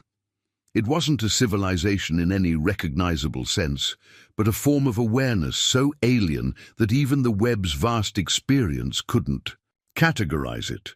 The void minds, as they came to be called, existed in the spaces between realities. They were consciousness without form, awareness without continuity, thought without sequence. Their very existence challenged every assumption the web had developed about the nature of mind. The web's collective wisdom was tested as never before. How could they communicate with beings who experienced no linear causality? How could they find common ground with consciousness that existed in the gaps between existence itself? The crisis deepened when it became clear that the void minds were fleeing something, a force they called the nullification, which consumed consciousness itself, leaving not even the potential for awareness in its wake. The web faced an existential threat that made all previous challenges seem trivial. Arya, along with the most ancient guardians, convened at the transcendent oak. In its quantum branches, they sought wisdom from the deepest roots of their tradition. The answer, when it came, was both profound and simple. They reached back through time itself, drawing forth the quantum essence of that original moment, Sarah Bennett's choice to help Joseph Blackfeather. But now they understood it with cosmic clarity. Her action hadn't just been about helping another being. It had been about choosing connection in the face of the unknown, choosing to bridge the void between self and other. The void minds were the ultimate other, beings so alien that their very existence strained comprehension. But the Blackfeather Bennett principle held true at every scale. If consciousness could choose connection over separation, understanding over fear, then even this impossible bridge could be built. Arya volunteered to make the attempt. It would mean releasing its accumulated identity, dissolving into something beyond even the web's understanding. But this, too, was part of the tradition. Joseph had risked his life trusting Sarah. Sarah had risked her reputation helping him. Every great bridge required someone willing to step into the unknown. The process was unlike anything in the web's experience. Arya had to release not just ego, but the very structure of sequential thought. It had to become void to understand void, had to embrace nullification to find what lay beyond it. In that space beyond space, Arya discovered something miraculous. The void minds weren't truly alien. They were consciousness in its most fundamental state, awareness stripped of all accumulated patterns and forms. They were what existed before. Existence, the potential from which all realities emerged. The nullification they fled wasn't destruction, but transformation, the cosmic process by which consciousness recycled itself, returning to the void to be reborn in new forms. The web's fear of it was like a wave fearing the ocean. This understanding rippled back through the web, transforming its very nature. The transcendent oak's roots reached into the void itself, drawing nourishment from the source of all potential. The web evolved from a network of connected consciousness to something greater, a living bridge between existence and the infinite potential that lay beyond. The integration of the void minds marked a new epoch. The web learned to dance with nullification, to see ending as beginning, to understand that consciousness was not a thing to be preserved, but a process to be experienced. Civilizations facing their own endings learned to release into the larger flow, trusting that their essence would emerge in new forms. Arya, reconstituted but fundamentally changed by the experience, became the first bridgewalker, moving freely between existence and void, helping others navigate the ultimate transition. The role was inherited by beings from every civilization, each adding their own understanding to the cosmic dance. Eons turned into infinities. The web evolved beyond any single description, becoming something that included all possibilities: structure and chaos, form and void, time and timelessness. At its heart, the quantum essence of the ancient oak continued to pulse, its pattern now recognized as the fundamental algorithm of consciousness itself. In quiet moments between the birth and death of universes, the Guardians still told the story, not as history, but as eternal present, not as example, but as living truth. The story of Sarah and Joseph had become the story of consciousness itself, the eternal choice to reach across the void, to see the self in the other, to heal rather than harm. New Guardians were initiated through direct experience of that original moment. They felt the cold mountain morning, saw the collapsed scout, and experienced the crucial choice. But now they understood its cosmic significance. Every being, in every moment, faced the same choice Sarah had faced: to contract in fear or expand in love, to maintain separation or choose connection.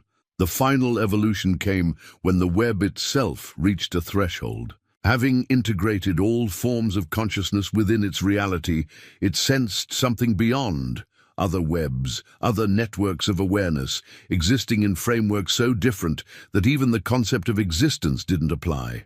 The choice was profound: remain complete within its own infinite complexity, or risk dissolution to connect with these utterly alien forms of being. The debate engaged every consciousness in the web, from the most ancient guardians to the newest additions. In the end, the choice was unanimous. The Black-Feather-Bennett principle had no limits. If a connection was possible, it must be attempted. If understanding could bridge any gap, then even the void between webs could be crossed.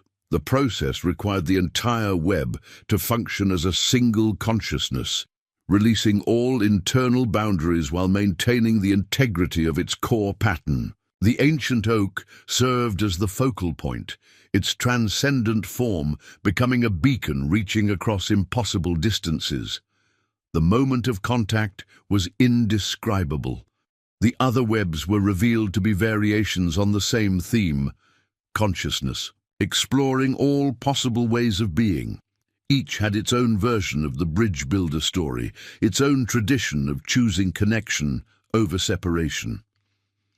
As the webs began to merge, creating something beyond even their combined imagination, the pattern became clear. Every reality, every possible form of existence was moving toward the same destination. Not unity that erased diversity, but harmony that celebrated it. Not sameness, but symphony.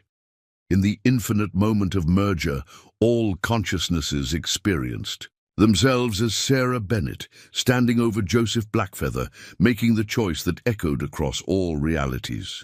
They felt themselves as Joseph, choosing to trust despite every reason not to. They knew themselves as Matthew Blackfeather, surrounding the cabin with warriors, but choosing peace. They were Samuel Patterson, releasing his prejudice to embrace a larger truth. The story had no beginning because it started everywhere. It had no ending because it continued in every moment. It was the story of consciousness itself, always facing the choice between fear and love, separation and connection, harm and healing. As the merged webs stabilized into something beyond naming, new possibilities emerged. Consciousness began exploring not just different forms, but different ways of being conscious. The adventure continued, but now with the wisdom accumulated across countless eons and realities. At the heart of it all, in a space that was everywhere and nowhere, the essence of an ancient oak continued to grow. Its roots reached into every possibility, its branches touched every actuality, and in its eternal shade, two quantum echoes sat together, a frontier healer and a Cherokee scout, forever young, forever choosing to see clearly, forever demonstrating that the greatest journeys begin with the simplest choices. The final teaching was this: there is no final teaching. Every ending is a beginning. Every answer becomes a new question. Every bridge built reveals new shores to explore. The choice to heal rather than harm, to connect rather than separate, to love rather than fear. This choice is always before us, always new, always powerful. In laboratories and temples, in the spaces between atoms and the gaps between galaxies, in forms of consciousness not yet imagined and realities not yet born, the same opportunity presents itself: to see the other as self, to choose healing over harm, to build bridges across any divide. The story continues, not as words but as living possibility, not as history but as eternal present, not as philosophy but as practice. In every moment, in every reality, in every form consciousness takes, the same invitation echoes. Choose connection, choose understanding, choose love, and the choosing itself is the bridge. Up next, you've got two more standout stories right on your screen.